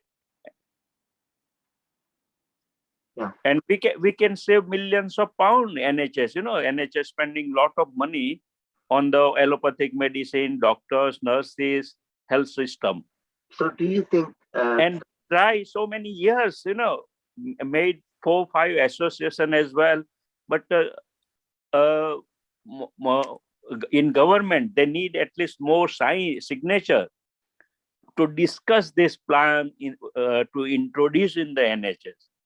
So do you think perhaps we should be focusing on specific areas, like Rajiv was saying, that there are certain areas that we're going to be talking about in the coming weeks, that perhaps we should be focusing to get the research on something which is like you have a tree and you have how much research they need? Ayurveda already research based. That's the problem. There's not scientifically proven. But what else? So many Ayurvedic center, Ayurvedic university already done research. So many patients benefited, and they have to introduce in the mainstream as well. Or if they not introduce in the main system, then they refer to Ayurvedic practitioner when people want Ayurvedic therapies or medicine, and So they will pay even. Rajiv ji spoke about earlier on that we don't necessarily need to go the full hog in terms of research. Perhaps Rajiv ji, you could highlight a good question that Kanaji is asking. Well, how much research is required? Have we got enough? And if not, what more do we need to do? So the basic thing is because I know the UK system and I know what works, and it's not just UK, same as USA, any developed country, they have got a very different system. India, even in India, what was traditional has moved on because they need to see what is there. Now the proof was there, it has worked in past. Things have moved on. So we need, so the question you asked is that how much, and to Kanubai, we need a compendium, the research done, and I know because I'm involved with yoga, I am the chief of the advisory committee for Patanjali. And Baba Ramdev have himself announced me in the London meeting to be chief. And I have been collecting the evidence, say for example, for yoga and Ayurveda. The tricky thing is the evidence from India, which is where the bulk of evidence come from, is very different than the evidence needed in UK. So that's the first part. So we need to do the translational research in order to compare and bridge the gap. So that's the first part of the question. And second, we also need to do stemming research from here. And we don't have Ashok here, who I had long discussion. He's a Ayurveda practitioner, primarily doing all the work for Patanjali here. That we need to do the primary research here, as Neha is doing, that all those principles, we do the research here, and then we prove, and that is how the system needs to go. So there are two ways, already done research to translate into, and the second part is to do the research here. And that is how we would create, I'm not saying the evidence is not there, evidence is there. We create robust evidence, and that robust evidence is how things will become compelling, because what we need to do is, I'm being controversial here. And please excuse and delete whatever. There are pharmaceutical companies. That's right, yeah.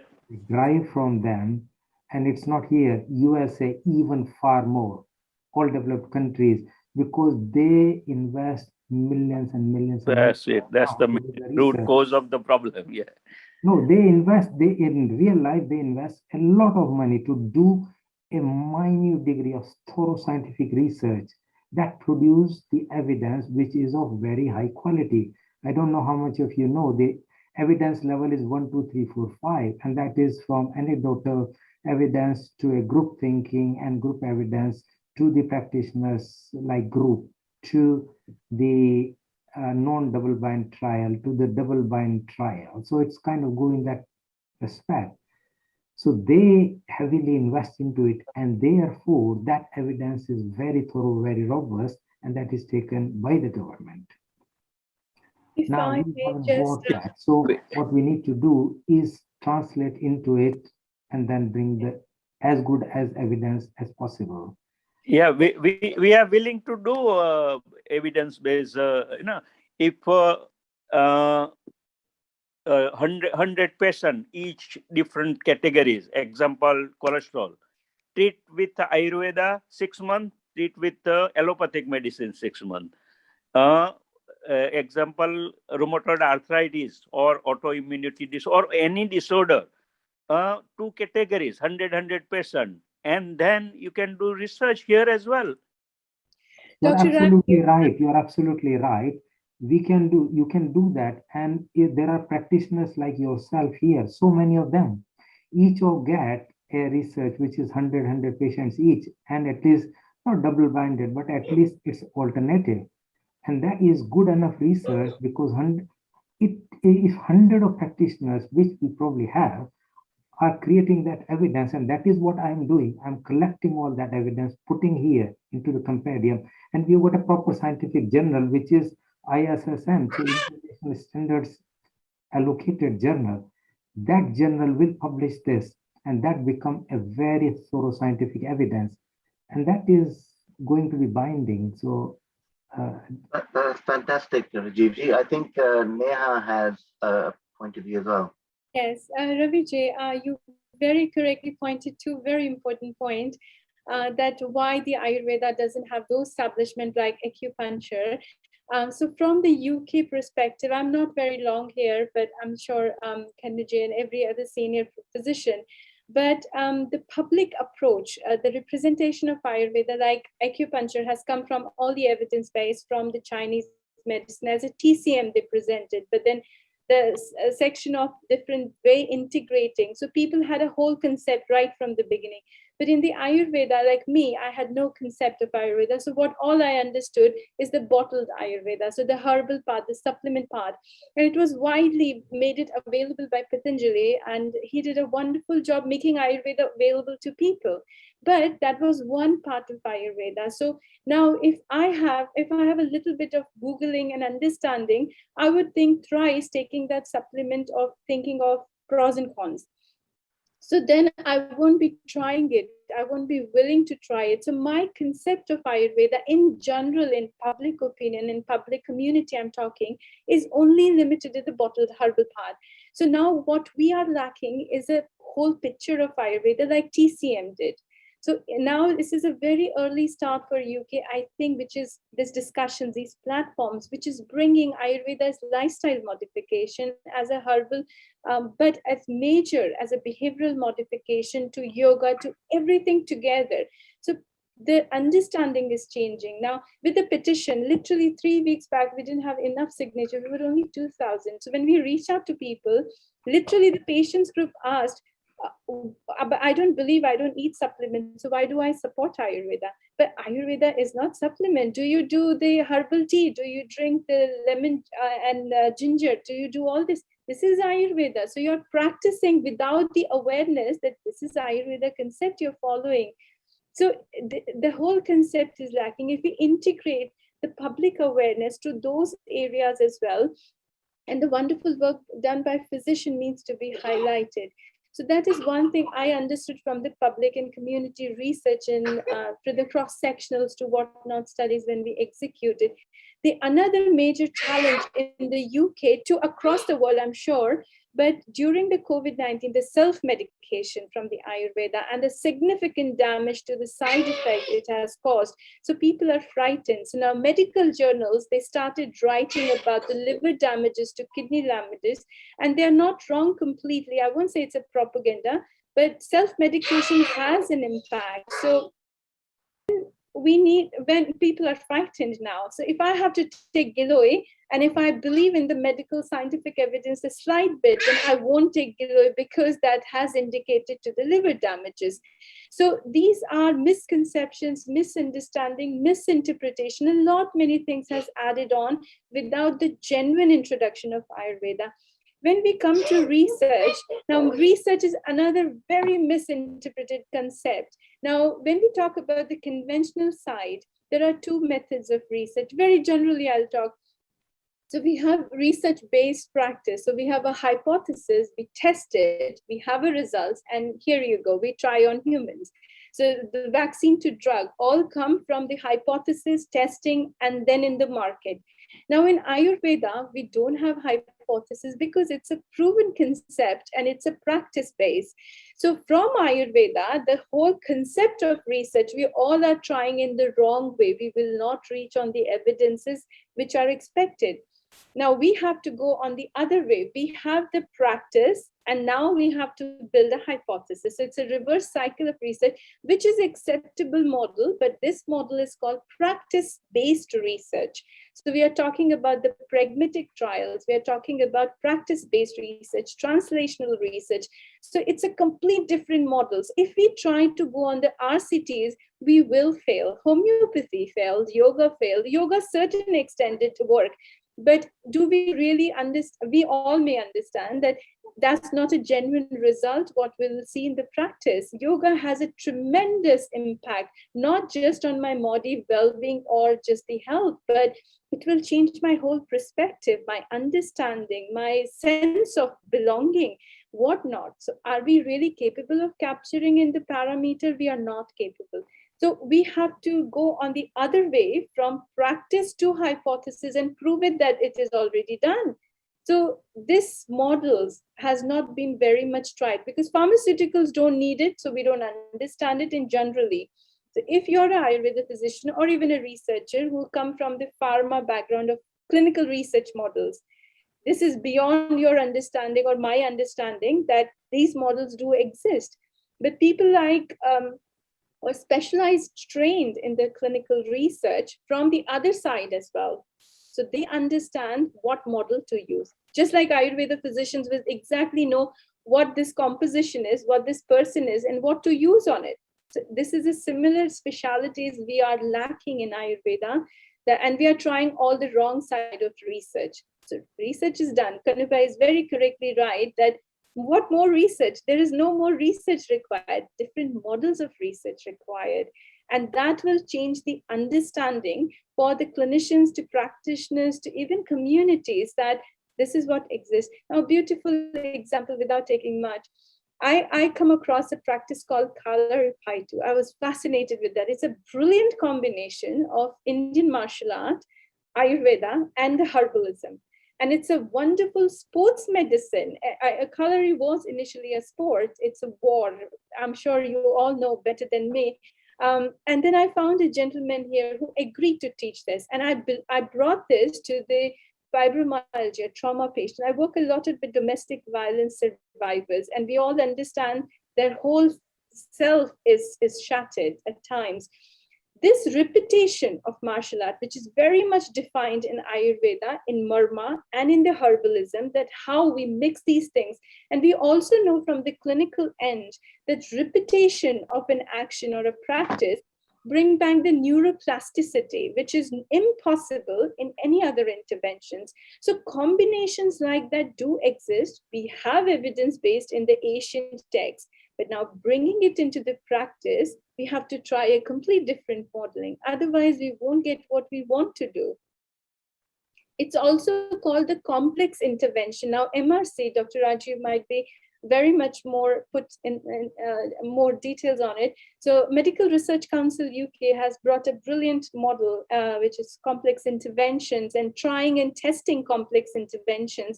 And into those models, we have a lot of liberty now in the UK and across the world to put these interventions as a complex intervention. So they're expecting reasonable and sustainable changes. They're not expecting RCTs. So what we have to present Ayurveda is a complex intervention. It's a combined, and we need to go with that model, not RCTs. So thank you.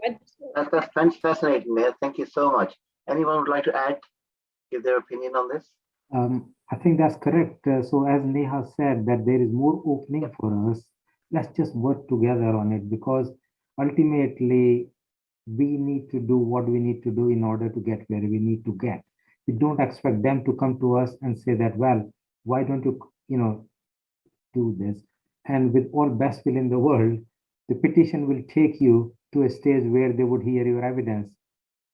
So if you have not used this time to to create the evidence, and that is good enough and robust enough, we're going to fail. So we need to do the preparation, and that's the whole purpose, that we are on war footing. We are spending, I myself have invested at least like 50, 60 hours a week on this project alone for months and months and months to get to a stage that we're publishing a journal which is ISSN, like international standards, approved. We have got other publications, we got website, we got group of people, we are working together on it. But more importantly, this is where the platform, where will you find such a wonderful platform for people to work together? And not only this, there are people who are actually passionate about it. And therefore, this is the time where we can use for creating something which is going to be sustainable. Otherwise, it's like a wave. It will come, there will be a time people will feel, oh yeah, it's good, yeah, great. Let's move. Ayurveda is everything, fantastic. And then a year or two later, it's all like a big wave gone. So what we need is a solid evidence so that it becomes sustainable. It's a time-tested branch. It's not a new discipline. It has been there. And these things work, like Chyawanprash has been there. You know, when I was a little kid, I was given Chyawanprash, and that is existing. And that's primarily an Ayurvedic product. Kali mirch, the black pepper, turmeric, you know, haldi, as Renji was saying, that turmeric latte. I went into Leeds in one of these, like, you know, market fairs. There was a food fair, and turmeric latte was the most popular drink. You can imagine it. It is taking a footing. It's useful. People found it's a fashion. We just need to capitalize on it, but also together with put a little bit of foundation, because a house built without a foundation with a big push will fall. So I think that's kind of my Great. submission. Madan, you have an opinion. Perhaps if you can just give your opinion, then we're going to move on to what future events we are going to be having. So very quickly, Madanji, please do give your take. Ravi, Namaskar. Thank you so much for drag me into this whole thing. We have to be a little more focused in how we want to approach this whole thing. I very much like the idea of community engagement, which is important. And the other point I want to make is outcomes research. You know, there are well-tested procedures. We are starting a small initiative with the Canadian College of Ayurveda and Yoga to look at the 100 common traditional Ayurvedic formulations. So these are not patent formulations. These are just standard formulations that come from the Samhitas. And we have to educate people saying, this is what we use it for. These are the outcomes. And on top of that, if you wanted to put a layer of something to capture the results, then I think that must be enabled. And I guess what Rajiv Ji is saying is just that we must try and capture some data. Now, Renita said very correctly, there's a lot of ignorance in the community. And I think it still persists. I think your example of California, LA, San Francisco, knowing a little bit of Ayurveda, you move 2 states down, you will find complete ignorance. There are people who still don't understand. And it's the same here in Europe. UK is ahead, Germany is a little bit, but the rest of Europe, there's no understanding. And these are big challenges, you know. And how to, within those kind of limitations, how do you capture data? How do you make dialogues happen?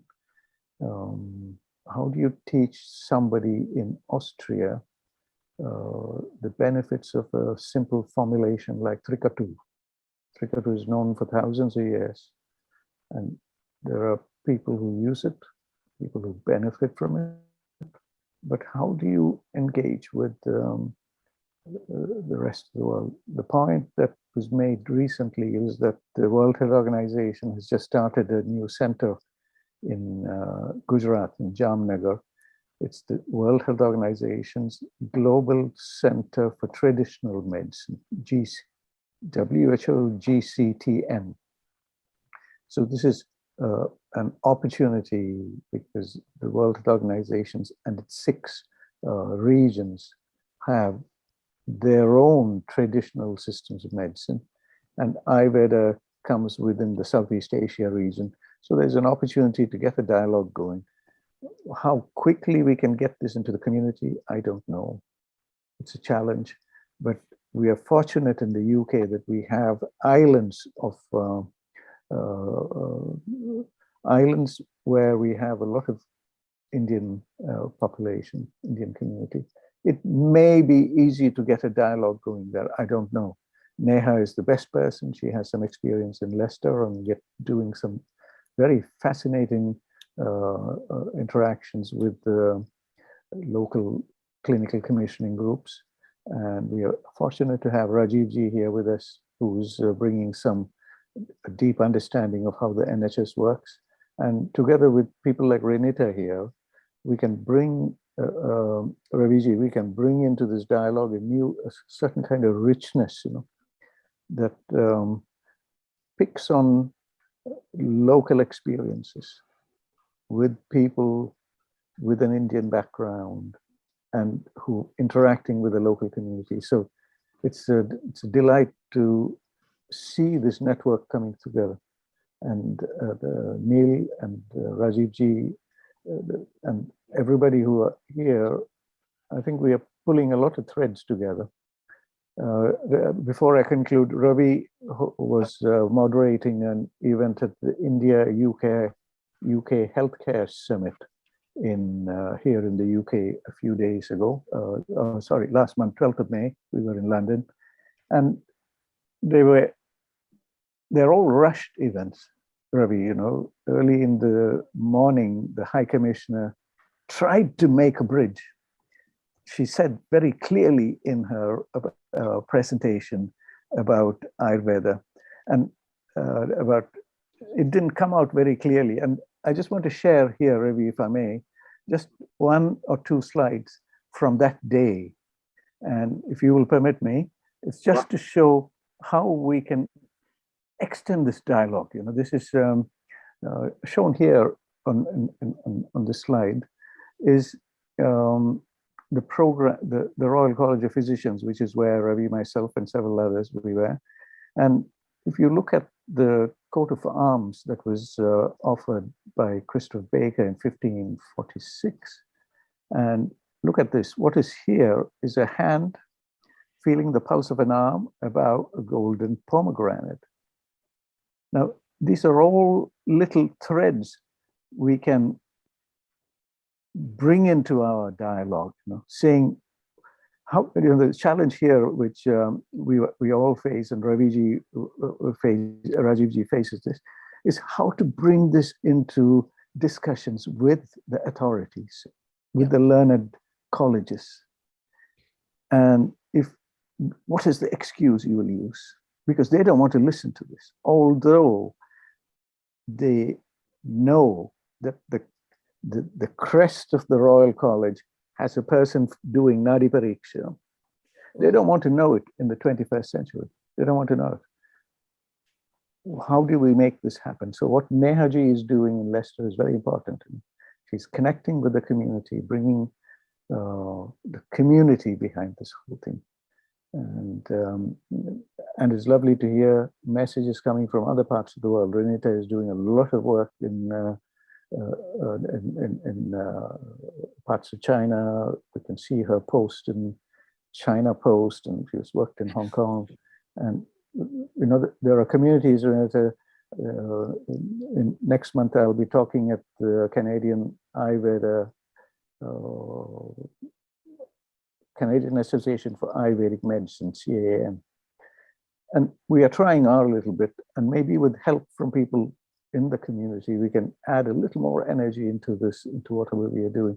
But we need people like Rajiv Ji, who's recognized as a fellow of the Royal College, So, and it's lovely to have him saying, come and talk to us, come and tell us what you want. So these are wonderful things. And I think in general, we are heading in the right direction. And perceptions are slightly different from different groups.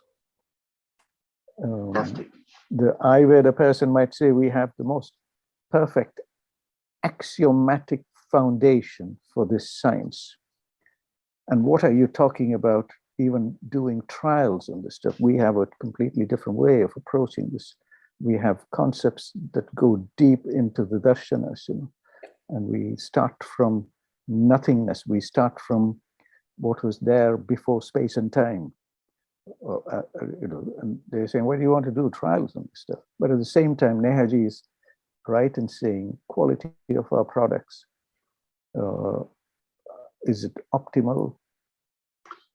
Stuff that comes from India, etc. So these are all problems that trouble us. Thank you so much, Madanji. Absolutely, you're absolutely right. We are going in the right direction, and it's great. We have a great team. So I want to tell you about what's happening in the coming weeks. As you know, next week is the International Day of Yoga Day special, and this is something that we're going to be doing on this particular platform, 2 p.m. to 7 p.m. next Sunday, 19th of June. It's going to be fascinating, all the different aspects of yoga. That is next Sunday at 2 p.m. to 7 p.m. The following week on Sunday, the 26th of June, again 2 p.m. to 8 p.m. British Standard Time, that is, of course. Vegan Vegetarian Kitchen, achieving great health gastronomically. Join us for this free global online session. Of course, details are on our website, healingourearth.com, and of course on the Facebook page. And then on Sunday, the 3rd of July, we've got Vegan Vegetarian Kitchen, different aspects, again, to achieve good health gastronomically. And it'd be great to have input from people like Nita, who've written books on diet and the Ayurvedic aspect, because from my own research, Sushma's and mine, we're at the moment focusing on slimming, because it's a huge market in the sense that a lot of people, virtually everyone, wants to slim, and there's so many different ways, different lands out there. But we feel that if you look at the Ayurvedic approach, it's a very natural approach, and it's what we call a full process. So you've got the breathing, you've got the exercises, you've got the mindset, you've got the diet, and of course, people want supplements, if that's there as well, if they want. And then, of course, the different aspects of lifestyle. So next Sunday, the 2 to 8 p.m., we have the Healing Our Earth yoga online. But we also are celebrating the International Day of Yoga at Holland Park in central London. And this is with the Indian High Commission of London and the Royal Borough of Kensington put together. And so we're going to have different aspects of yoga.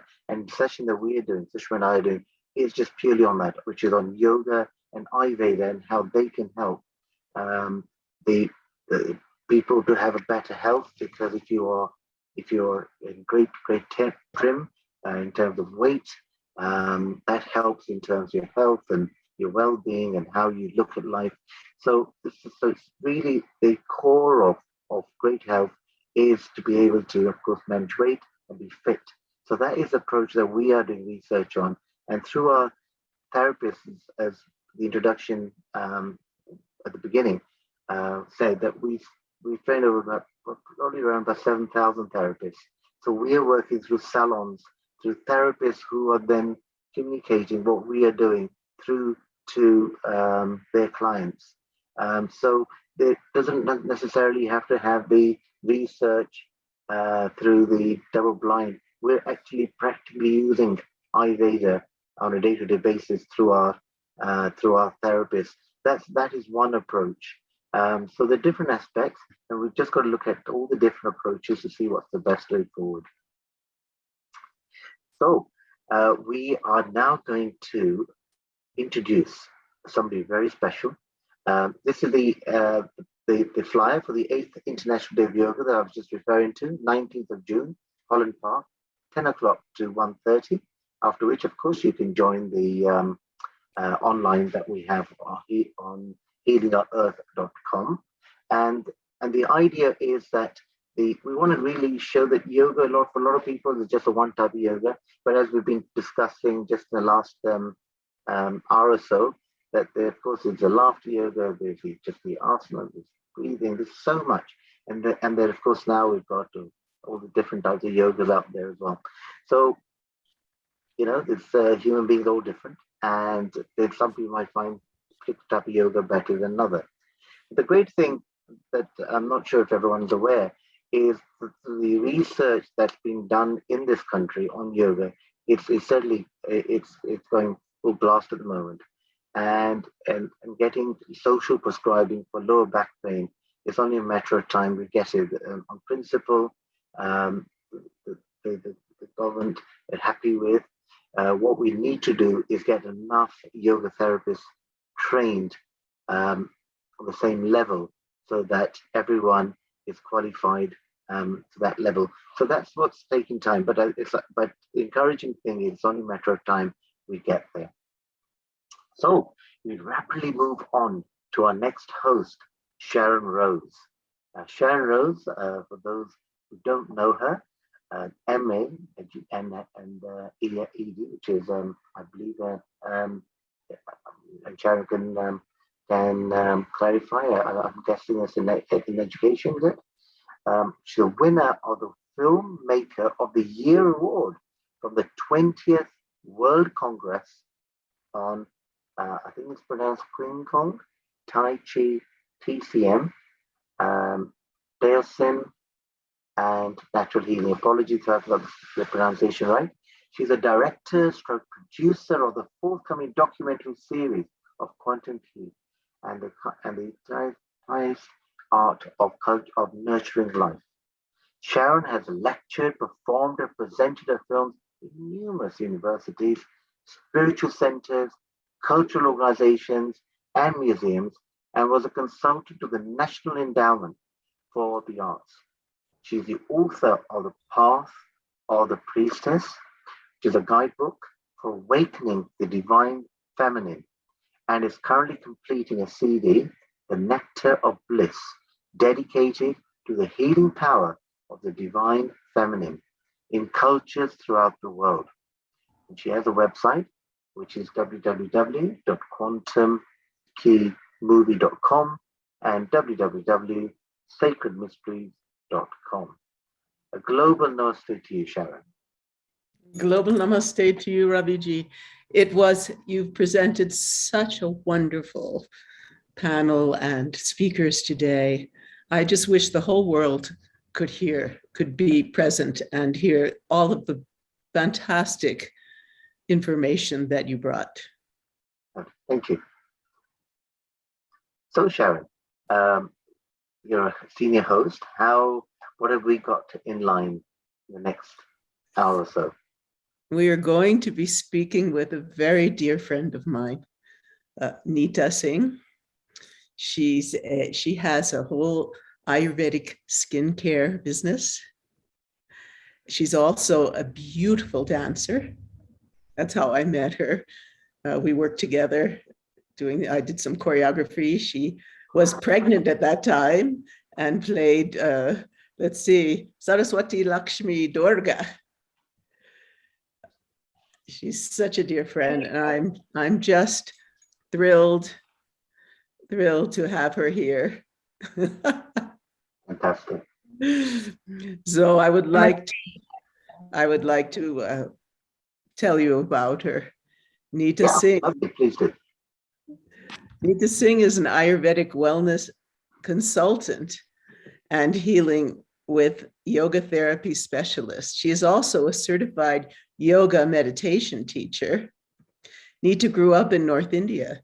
She's been a lifetime student and longtime teacher of yoga and Ayurveda. Neeta is also the founder of Neeta Naturals Ayurvedic Wellness Company, neetanaturals.com, and principal founder of integrated dance therapy by combining yoga and classical dance movements, and created this healing form to ignite transformational inner strength and happiness through movement and breath sequences. Strengthen, lengthen, and tone your whole body. This is what we need more of. We need people like all of you today and Nita Ji to bring forth this beautiful wisdom into the world. Global namaste to you, Nita. Thank you, Sharon Ji, and hello, everyone. It's wonderful to be part of this platform, Healing Our Earth. And Sharon Ji has invited me to this platform. I feel really honored to be among all these wonderful people who bring the deep knowledge of Ayurveda and wants to grow it as a mainstream, not as Dr. Gupta said, we don't want it in a 2 or 4 years of, woo-hoo and then it disappears. We want it to be recognized as a mainstream, therapy, medicine, and, as the Chinese people have worked so hard, I feel like since 1960s and 1950s, they have, in the US, I'm talking about, in the US economy, they have worked so hard to bring Chinese medicine to the mainstream. Now, everybody is into acupuncture, into Chinese medicine, Chinese herbs. And so I feel, and the vision I have is that having that kind of practice for Ayurveda, and it's going to take a global effort. It's not a one-person job. It cannot be one-person job. So I feel like when people come together for the mission like this, things stimulate, thing happen, and we are here for that. We want Ayurveda to be mainstream like a Chinese medicine. It's going to take some time and effort, but if we are continuous on this path, we will reach there. So I'm so glad to be sharing the same vision as everyone, bringing Ayurveda into people's life and making aware of people of this amazing medicine, amazing science proven technology or therapy that we have. In our Ayurveda, we talk about ghee, we talk about khichdi, as Dr. Gupta said, we talk about turmeric milk. It's been there for centuries, but somehow we need a modern until this Western world approves of something, then we do not accept our own culture. So till the Americans have started doing, golden latte, till we recognize, what's happening around us. It's coming from us. It's coming from Indian heritage, and that's where we started taking pride in it. So we do not have to wait for this Western approval of something to make us proud of our heritage and our culture and this Ayurveda philosophy that comes from Eastern India. So, I'm so honored. And as other panelists talked about, recognizing these top 100 medicines of Ayurveda, bringing them mainstream, recognizing them, sharing them about the information, what they do, what are they used for, which comes down the Vata, Pitta, Kapha, and how to use them. So once these medicines, either they are topical or they are ingestible, we spread the information about these things, then only we can bring, there is more scope of Ayurveda gaining more popularity into this world. And talking about Ayurveda, we cannot leave yoga and meditation behind, because Ayurveda, yoga and meditation is part of Ayurveda. And as the Maharishi Patanjali said, Pinda Pinda Prakriti Bhinna. So everybody has their unique physiology, unique body type. And so according to that unique Vata, Pitta, Kapha body type, we give medicine, not only medicine, but also we prescribe yoga therapy, we prescribe meditation. So when I went to Ayurveda retreat and Panchkarma retreat a couple years ago in India, I was given certain yoga postures to practice on regular basis, only like do 5 yoga postures, but do it every single day and do it religiously for 3 to 5 minutes each posture. And so that works as a medicine. We think that yoga is doing some asana, but yoga is like doing these 8 parts of yoga is like yama, niyama, dhyan, dharana, sadhana, and samadhi. So including all that into our lifestyle, because in Ayurveda, as we all know, every disease is a psychosomatic disease, which means it starts with our brain, which starts with our thought.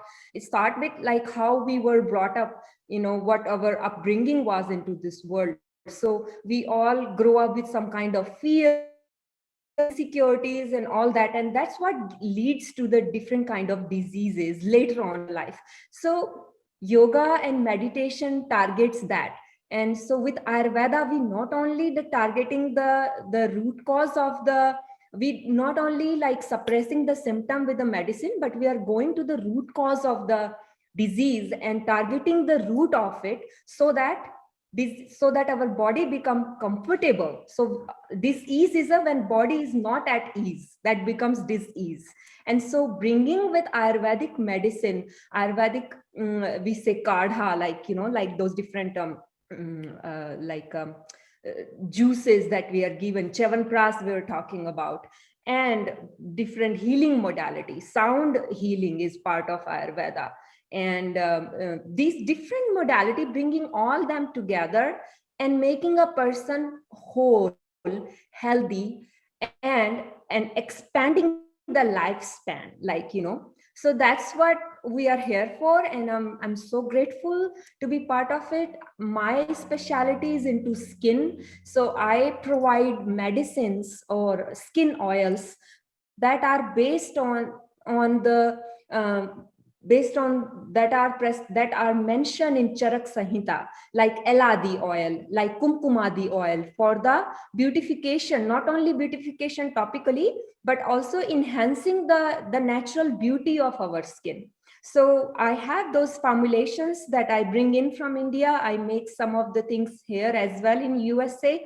And I like to, my mission is to give out more information about these skin beautifying oils, skin healing oils, so that we are away from all these pharmaceuticals oils, not pharmaceuticals, medicines that are available over the counter. People are saying, take this peptide, take this vitamin C serum and all that. But in Ayurveda, we already have a amla, we have a manjistha, we have a saffron, and to beautifying the skin, but also healing the skin. People have different kind of skin diseases. And so in USA, what I've seen is like 20 years ago when I moved here, people are eating nuts like this, they take a handful of almond and they just eat it like this, which cause a lot of skin rashes, cause a lot of skin diseases. Almonds are always to be eaten after soaking them overnight, so that we can protect ourselves from the skin problems.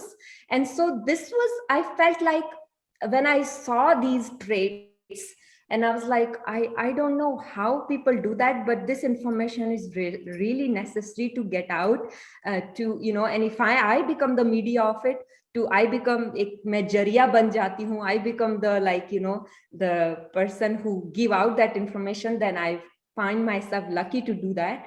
And so that's what I'm doing. My job is to inform, educate, aware people about skin health, and also as well as including the food into their lifestyle, like khichdi, like ghee. We all say that we lack vitamin D, but if we lack vitamin D, we take it from sun. But if we do not have a proper food inside our body, then we cannot assimilate that vitamin D into our body. So that's why ghee is really important to absorb that nutrient, that vitamin D from the sun, outside sources. Ghee becomes really essential part of our nurturing our body's healing process. So this is all about Nita Naturals. I'm so happy to be part of this platform and feeling really honored. Thank you. You're so welcome. You're so welcome. Yes, I'd like to bring in our real experts here. who would like to perhaps ask you some questions. Myself, personally, I encountered Ayurveda when I was in the 80s, when I was living with my Guruji Sitara Devi in Mumbai, and I got dysentery. And so I tried Western medicine, it didn't work. And then I tried Ayurveda, and that was fantastic. So that was the beginning of my personal experience with it. And you're right, you're all right. You know, I feel actually that it's India's time in the world, that India is really rising, and the knowledge is so old and so deep and so profound on so many levels that the world really needs this now. And as you're saying, you know, I remember when COVID first came and there were these articles, oh, you can't trust, you know, Chinese medicine and Indian medicine and this and that, only Western medicine. That's ridiculous. That's ridiculous. So many people in the world that I inhabit, which is a pretty interesting world, we are bringing all of these together in this upcoming World Congress for Qi Gong, Tai Chi, natural healing, etc. That's what we plan to do, really bring the people together, as we're doing here, to find the best cures, the best way to boost your immune system, so that these viruses and toxins, which pervade the world these days, will not have such a deep effect on you, and you'll have a happy and healthy life. This is the logo for this 22nd World Congress, Qi Gong, Tai Chi, TCM, and Natural Healing. This is put on by our dear Dr. Effie Chow, who's been here very much, but we also should bring some of you. I really believe that would be fantastic, because part of it is natural healing. So who has a question for my dear Nita? I do. Right. You know, I have questions about gingerly oil, and that's that sesame oil, because I grew up getting massages with that. And what is the actual composition? Is it just pure sesame oil? And why is it called gingerly? And what are the therapeutic properties of it? And of course, you know, there are lots of others that I actually grew up with, like Tuesday. But I'm just curious about the therapeutic effects of gingerly oil for the skin. Thank you so much for asking. Gingerly oil is really good for skin. It's a pitta reducing, pitta calming. So if you have a lot of heat in your system, if you are experiencing a lot of hot flashes, you know, in general, if you touch on your Sahasrara chakra right here, if you see a lot of heat coming out, massaging it with gingerly oil really helps.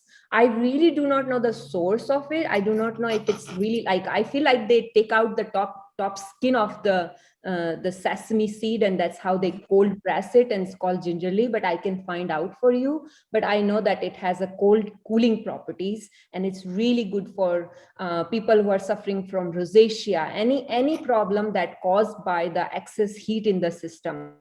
So when we have a lot of heat, then we develop the skin rashes, rosacea comes out, and other, you know, like acne and all that. Massaging with 30 minutes with the gingerly oil and then wiping it with with warm water really helps bringing the pitta to the body. Thank you. You know, I think this might be relevant because some people are breaking out in shingles and some skin conditions because of some toxins in their system, environmental as well as ingested or injected. And so I think this is a very important thing to bring it down home. And people are always talking about detox protocols and how to do that. So I see this as a external soothing force. What else do you recommend for breakouts, skin breakouts, let's say, that's due to toxicity in the blood? You're talking about topically, applying something topically? Topically or ingestible, you know, ingestible, we know quite a bit about Ayurvedic herbs. And Yeah, please, no, do mention that too. On top of my mind, I can think of red sandalwood powder. If you apply it topically, it really helps calm down any skin irritation you might have.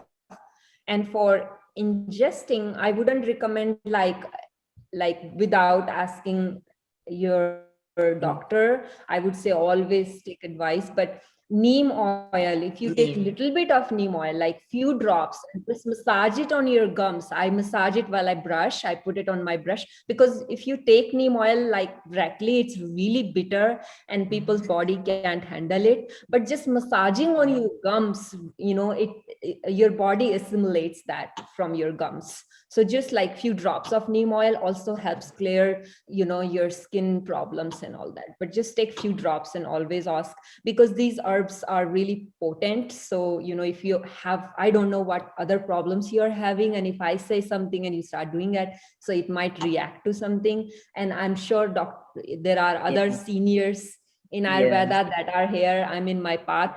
So I would invite them to say what they think about this.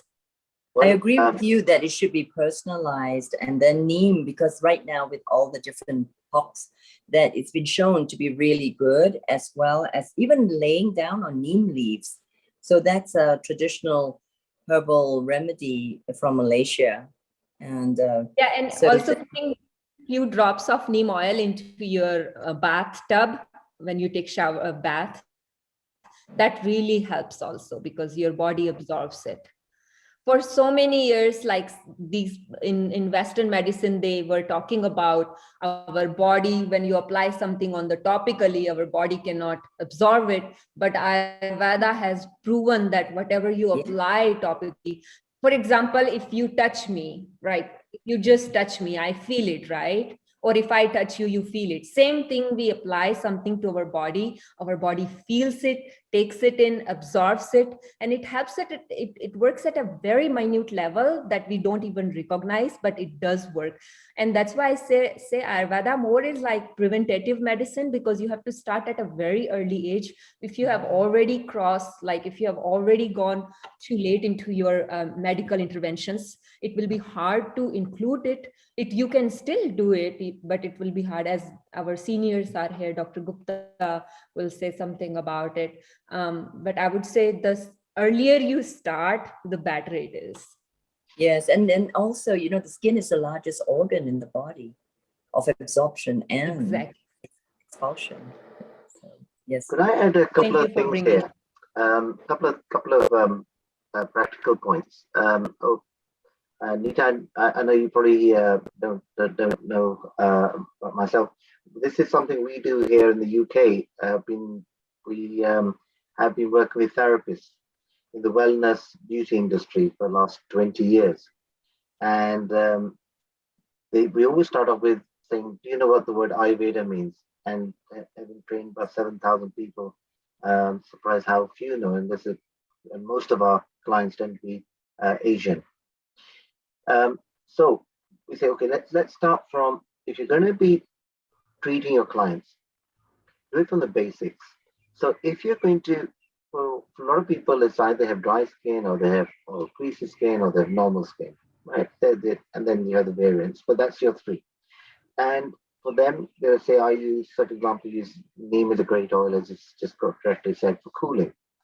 And then they say, what do we do? What oil do we use if, say, we have arthritis, we have inflamed knee joints or joints in the hands?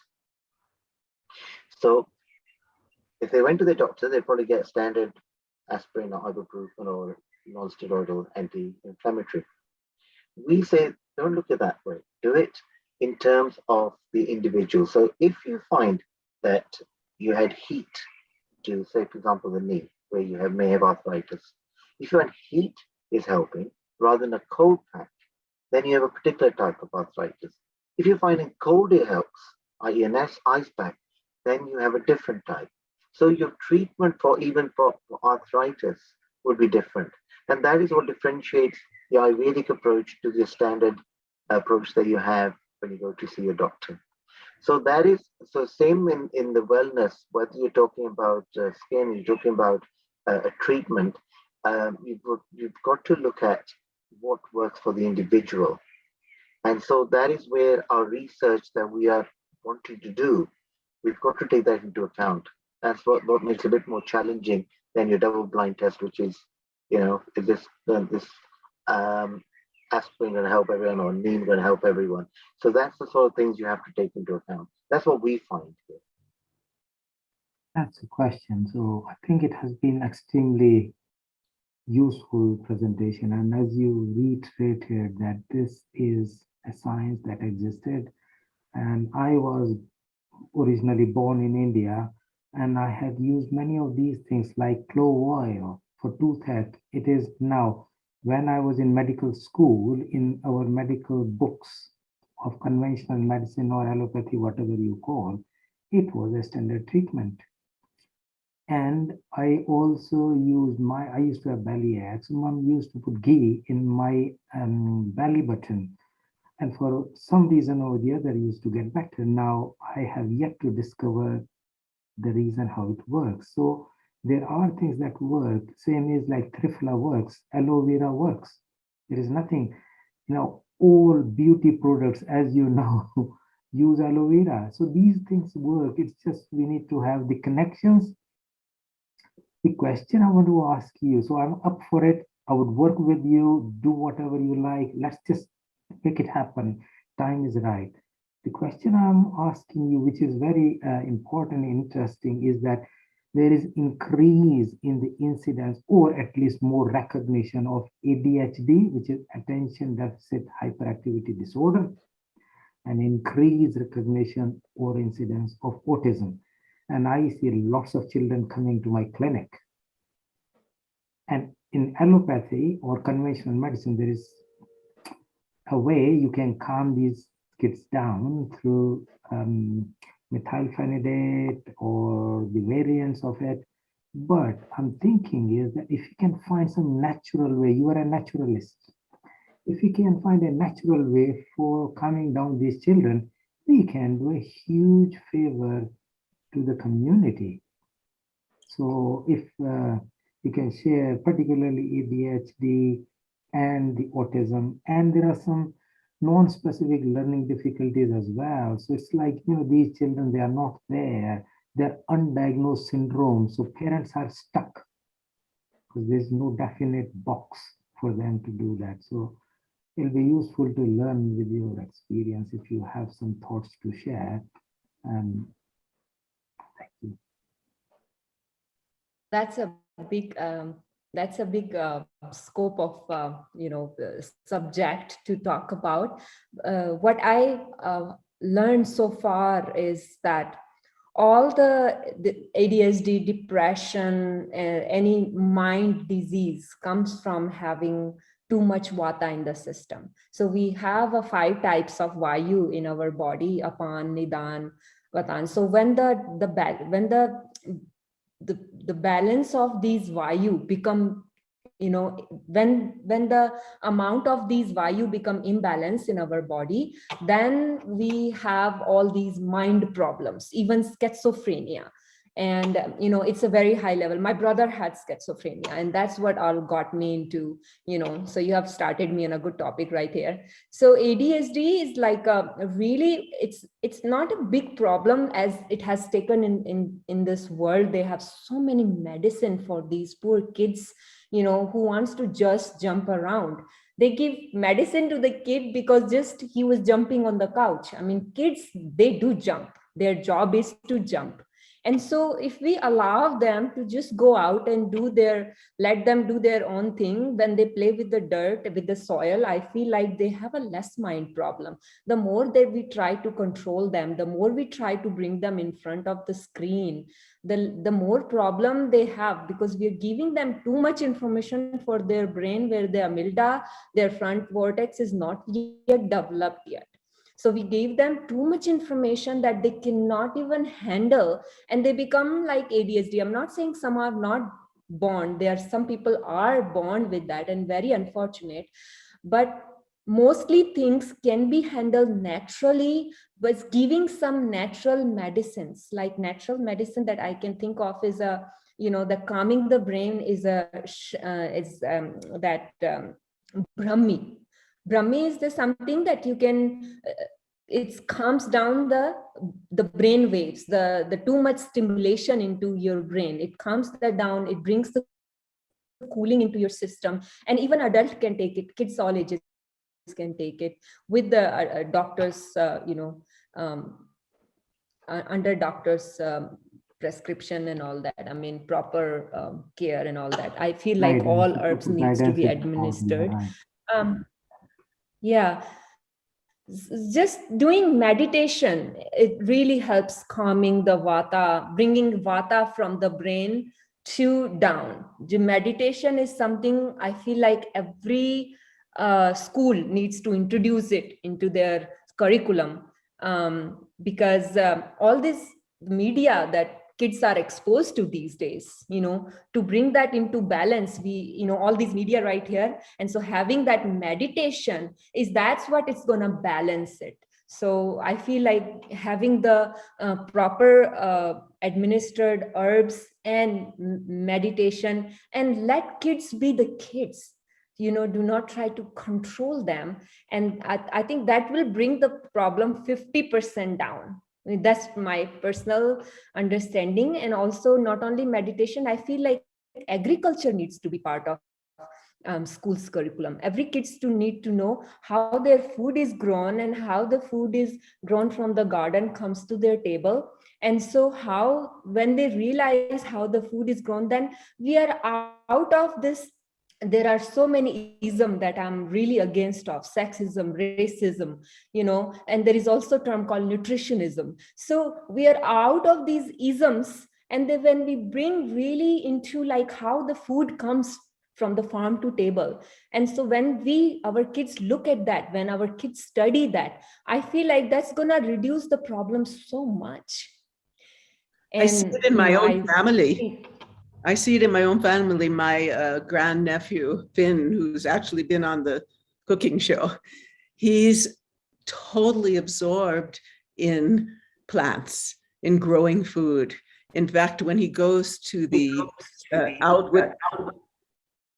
when he goes out with his grandfather, and grandfather says, well, what would you like? I want a new plant. I want some seeds. And this is what we need to bring. We're always speaking about this on Healing Our Earth. So you're bringing forth topics that are so much in our hearts, Neetaji. And I know that Professor Madan has something to ask you or speak about. So let's bring him in. Sharon, thank you so much. Just listening to Neeta talk about the skin, and how the skin is a very important point. Several years ago, I wanted to learn why is it so therapeutic? Why is the skin such an important point? And Neeta has given us details on, including using neem seed oil in that's also skin, and up there, and you put it in, something happens. And over the years researching, I came to discover several things. One, in fact, are the number of different cell types, neuron types that are in your skin. So your skin is not just skin. This is filled with all kinds of sensors. It's like, and the density of the different types of sensors.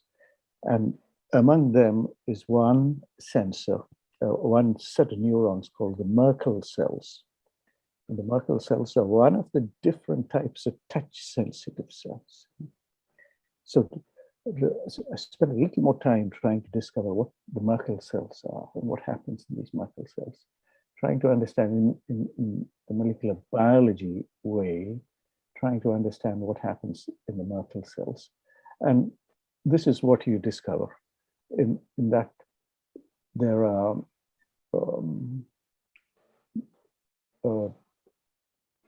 a collection of scientists, particularly last year, this gentleman here, he was awarded a Nobel Prize for understanding the touch receptor. And this is quite phenomenal what he has done, and how he uncovered. So this is the skin, Nina, this is the skin. And you put a microscope there and you look at all the different cell types that you have. You see this set of neurons that are involved in touch. And at the end of these neurons are little bulbs. These bulbs are filled with a pressure-sensitive protein. Now, what is interesting about this pressure-sensitive protein is that it's found in so many other parts of the body. So when you have problems in your heart, it's the pressure-sensitive protein that is sensing pathology or abnormal physiology or normality. And the same protein is found on our skin. And so the moment you start treating this place, it's triggering a response that is relayed across the whole body, all the way. So in the ancient texts and the ancient knowledge, which was all experience-based, they didn't have a way to talk about these things. You know, they connected it to what we rightly call the vatas and the panchavayus, and they had to somehow, they could feel all these things, but they didn't know how to put it together, but how to explain this correctly. And now, with the best of our modern biology tools, we are confirming so many things that people have known always. They didn't know how to present it in a way that could take us deep into where things happen in the body. So listening to your comment about the skin and talking about, and particularly the question Wai-Ching asked about sesame oil, gingerly oil, cold pressed sesame oil. It has a very special property, and I'm still working on this, trying to figure out whether it has something to do with the viscosity of that oil. So it is not only the chemical in the oil, but also the viscosity of the oil. You know, if you take coconut oil on your skin, it has a completely different feel. If you use sesame oil on the skin, it has a different feel. If you use castor oil on the skin, you get a completely different feel. And there's something more there. Hopefully, I need to do a little more work on this, trying to figure out what is the connection between those pressure-sensitive proteins and the different oils, going beyond the chemicals in there. So it's a delight to sit here listening to Nita and experiences. And the question that Rajiv ji asked about autism and how we might be able to connect these things. Autistic children, we suspect, have a completely different profile when it comes to these, if we want to call it from the modern biology side, they have a completely different way they respond to touch. There are a lot of children who have a problem with touch. And hopefully there's somebody researching on this, and maybe one of our future programs will get to know a little more about the difference in the skin and difference in maybe as little as 1 or 2 proteins. We want to bring this level of detail into our requests, like requests with senior doctors like Rajiv ji, when we start to present this to policymakers, and policymakers across the world, whether it's in the European Union or whether it's in America, in USA, or whether it is in India or elsewhere. We need to bring this level of the mechanistic foundations for these things. And then there are no questions. Then you can tell them, this is what happens in my skin on a dry winter day, and that's what this oil is going to do to me if I apply this oil. So how to bring that into our dialogues? Again, I point also to Ravi ji, because he connects a lot with our teams here in London. How to bring this dialogue into discussions. Thank you. Thank you. I so would much. like I would like to ask all of you, my granddaughter, she'll be 3 in August, she keeps getting this rash. And the Western medicine doesn't seem, well, my son isn't very interested in that, but they don't seem to be helping her, and it gets worse in the heat. Is there any idea of what could assist her?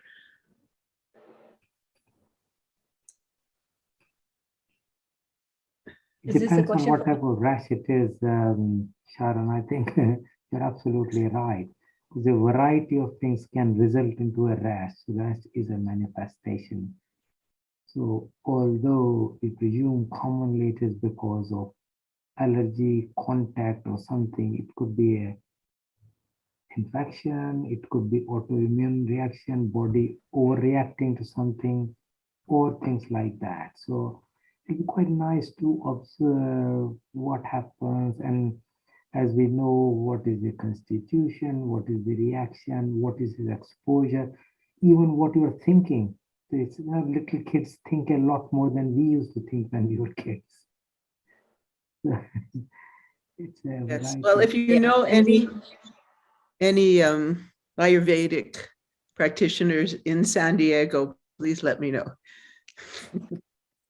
Also, we have to look at the connection with, with skin, lungs, and intestinal tract, and the gut microbiome.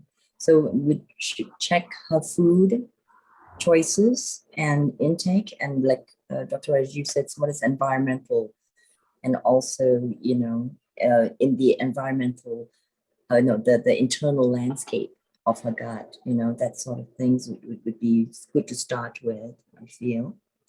And then also, just to look at, we're just discussing the skin, because I'm a certified massage therapist, and you learned, let's say Francis Boyer, I believe, wrote a book on infant massage and how important it is to have that contact, through the birth canal and then out.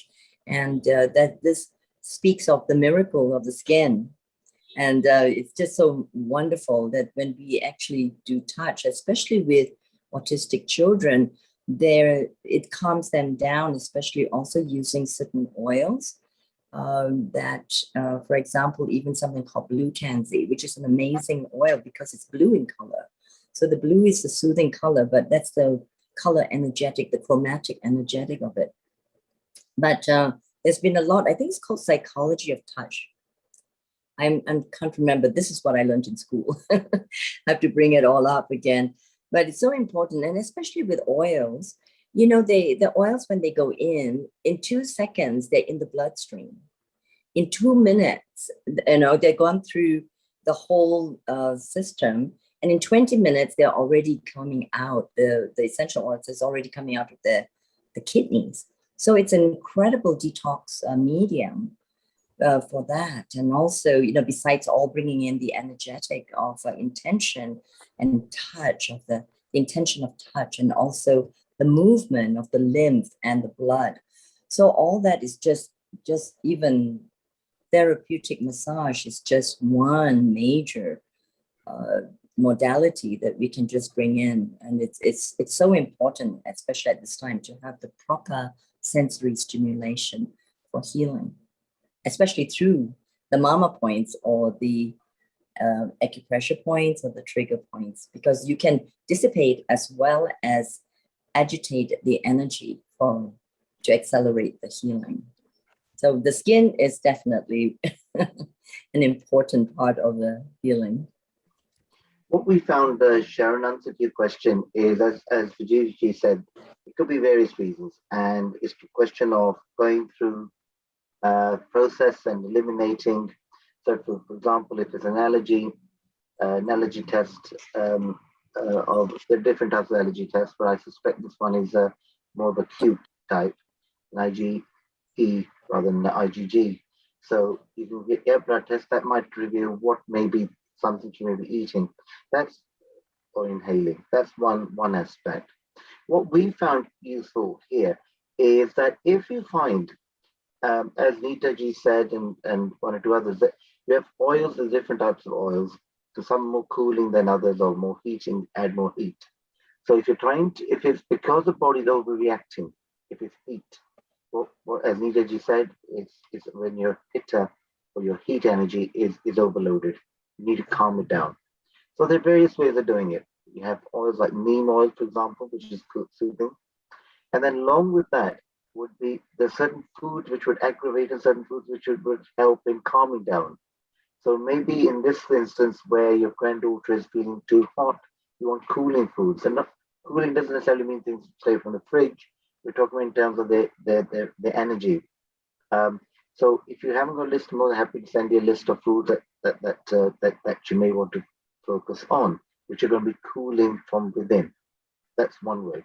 Also, there's certain things in yoga and breathing that help in cooling as well. So we can, I'm more than happy to send some tips to you, what we do here, and what we recommend to our therapists who then speak to their clients.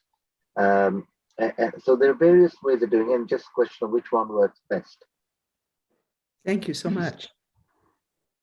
Yeah, Sharonji, one more thing I want to add. It's all a really good input. As I said, we have to eliminate different things in order to find out what is really causing that that rash. But I have an oil, it's called Eladi oil. It's made with 27 different Ayurvedic herbs. I think some of you know about this formulation mentioned in Charak Samhita. This Eladi oil calms down any skin rashes or irritation caused by Vata aggravation and Kapha aggravation. So if it's, if your granddaughter, if it's one of those two reasons, either Vata or Kapha, if it's coming from that, I can send you that oil if you share your address with me, and you can apply it on her morning and evening, and it will really help calm down her rash. And so that oil is really amazing. Thank you. Thank you. I really appreciate that. Yes. So it's been a fantastic day, and so much wisdom coming out. I'm so grateful to all of you who've been here. Well, Neeta, I love you.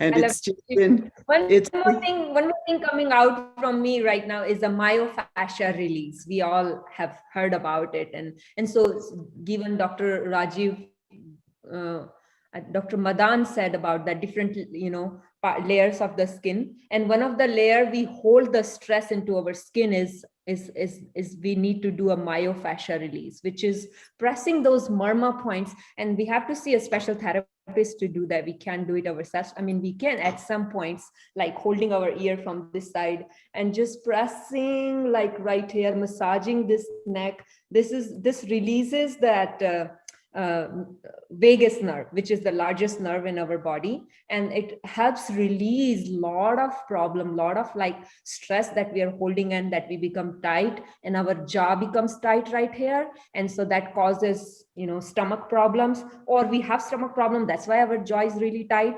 So time to time having that myofascia release, that those 7 layers. In Ayurveda, we have 7 layers of skin. So in the 3rd or 4th layer, we hold that myofascia, that tension. So having that release really helps with so many of the stress related problem in our body that triggers. So going time to time, seeing a myofascia therapist is really helps. Thank you. Neeta, thank you for raising that fascia word. I'm just going to hold a book up here. I don't know if you can see this one. It's called Yoga, Fascia, Anatomy and Movement. Movement. I'll put the title of this book on the chat box. Now, what you've said is so amazing because it connects. This is another way to unpack that complex thing about marma points, and marma points might have so many layers of wisdom in there, and when we start to unpack, you'll see many things that will come out, like I showed for one of the many neurons, the touch neurons, the pressure neurons, and then there's a cold neurons, there's the heat neurons. So what Raviji mentioned about different types of people who respond to cold treatment or the warm treatment. so many details. And I just want to hear what Raviji will say when he hears the Vata Pitta Kapha. He understands a little bit of this and how he would like to see this integrated into medical systems, clinical systems for the future. What Nita presented is that sum total of the complex biology. Yeah. How we find it, Madanji, in I'm talking about the well-being industry. So we're talking about therapists who are not doctors, but who are complementary therapists or beauticians or masseurs. And the starting point is we have a questionnaire because doing the nadis and such like, it's obviously quite complicated. So there's a questionnaire, and from that is the point system. It gives that an indication as to what the state of affairs is right now with respect to the composition of the Vata Pitta Kapha. And particularly where we're dealing with people, it tends to be more on the wellness and skin type and such like. So the focus is more on that side. And then from that, if it, for example, they have it as a primary dosha, and the Vata is a secondary. So then the treatment is accordingly suggested to the clients. Is there, Raviji, is there some way, sorry to interrupt, is there some way to bring experts and expertise of somebody like Kanu Patel ji and the questions that come from Rajiv ji and the experience of Nita ji into a common framework? Is that something that's possible? Is that something we should aim for? Because you see a lot of people like Nita ji, who brings experience from America together with Sharon, and Rajiv ji is here connected with the big academies here for the Royal College, etc. And Kanuji in India with his network of people with so much experience. Is it possible to think of some way where clearly we are doing it here? Is it easy to grow this to the next stage where we formalize something, where we formalize the experiences from London and America and Malaysia and Ecuador and Gujarat or Rajasthan? Is it too ambitious, or is it something that we should be aiming for? I feel it's possible to do. I think that's what Healing Our Earth is about. Exactly. This is what we want to do. This is our mission. Just that's true, to respond to that, definitely. And we are already on our way. We're probably going to have a retreat, could be Mauritius, could be here, could be India. One of these three places, we're going to have a retreat. And then we are going to have not just the talks, we'll have the practical demonstration of Panchkarma, other therapies, healthy eating, and possibly cooking by the people in a healthy way, so that we have sattvic food for the days of staying there. And that's how we practice what we preach, and we improve our own health and the health of the people who we touch. So I think you have, Madan, we touch on a very, very, very important point, and I think your wisdom always impressed me, both in the scientific background, but also your forward thinking on how we should really make it happen. So I'm grateful for that. It's wonderful, and we will all work, and hopefully it's going to happen soon. Thank you.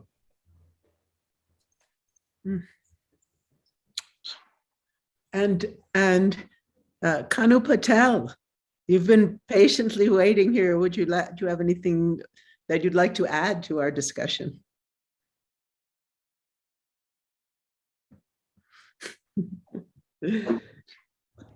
Please unmute.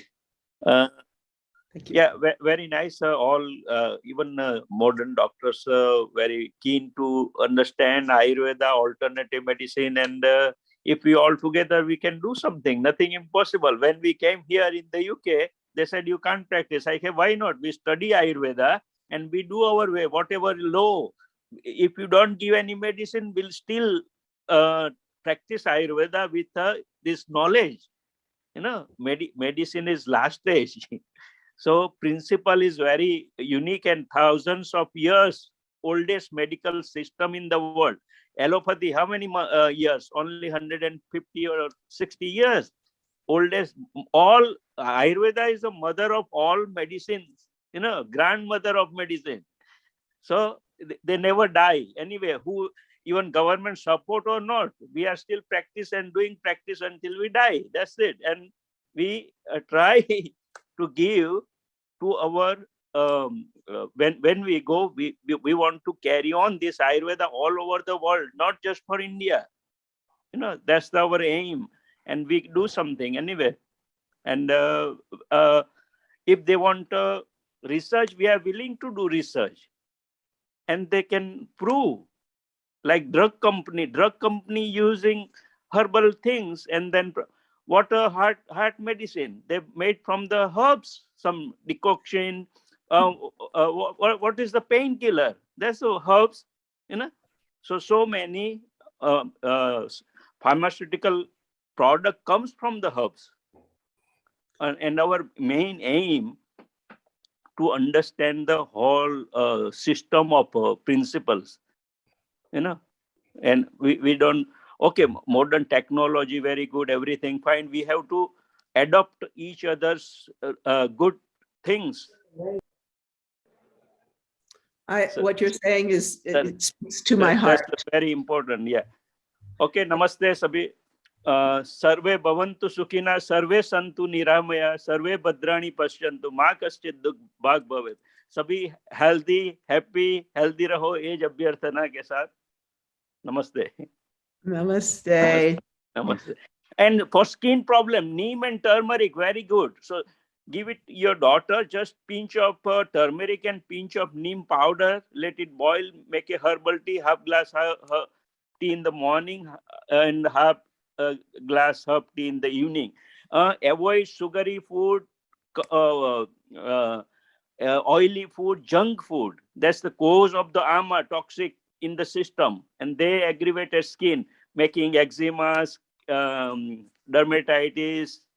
So that's the Ayurveda is a very good in the skin problems as well. Fantastic. Simple. I wish it was here. We grow our own food here. Right now, our garden is just, and so it's amazing, as I always say, to just go out and, first of all, to grow the food, and I'm watering, saying mantras to add that energy, that prana, that chi, and then just to, be able to go pick this food and eat it. It's so wonderful. So try to avoid the causative factors. That's the main thing. Skin problem, children eating sweet things, they aggravated eczema, skin problems, and we try to suppress with the hydrocortisone steroid creams, and they going deeper. That's the difference. We can cure with the root cause of the problem. Now we have very good result. That's why people coming from all over the world now here. Well, when you give result, then people come. They recommend other people. That's right. That's right. Yeah. Yes. Namaste. Namaste. Thank you so much. Nice to talking with you. Thank you. Thank you. Thank you. Wai-Ching, is there any concluding statement you would like to make? It's been wonderful deep diving with everyone. So it's really beautiful. As we know, with Quantum Qi, we are integrating all the ancient traditions of the world. And this is like the deepest, from the great Indus and from the Himalayas, and then our coming together with the Chinese traditions as well through the Silk Route and through our exchange of wisdom and information all these years. And also just coming back to our basic anatomy, right? We are all human. And then just discovering all the deep healing secrets of who we really are. and how we bring it out into the physicality. I think it's just so exciting. And this session has been so deeply satisfying. You know, as you are Indian, as I am Indian, from so many lifetimes perhaps, and it's just been deepening earlier, but just recounting a little bit, taking a little bit of a personal story. It just went that way of how it's been integrated into us, like you know, a different culture, but you know, the really honoring this deep culture and all this wisdom in the whole system. So I'm very, very grateful for this time together.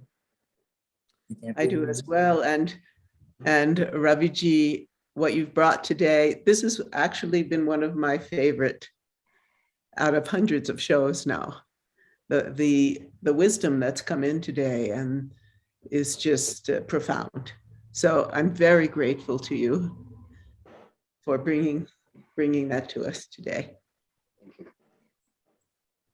And to all of you out there, let me tell you about what's coming up, and then we'll conclude.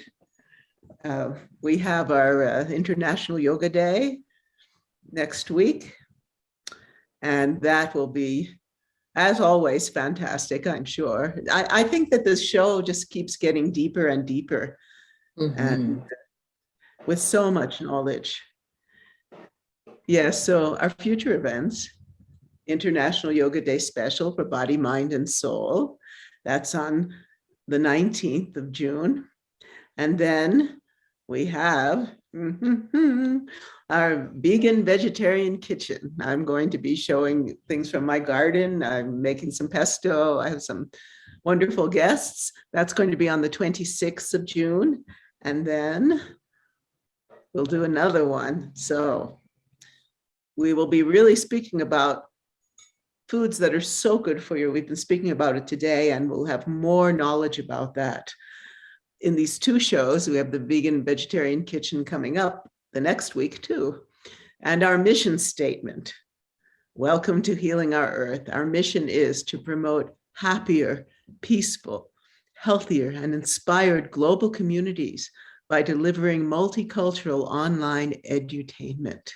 We're here every Sunday to bring you this wonderful knowledge from cultures around the world. And as Wai-Ching says, it's time for us to bring together all the traditional knowledge, all the ancient wisdom, and really heal our earth. Thank you all.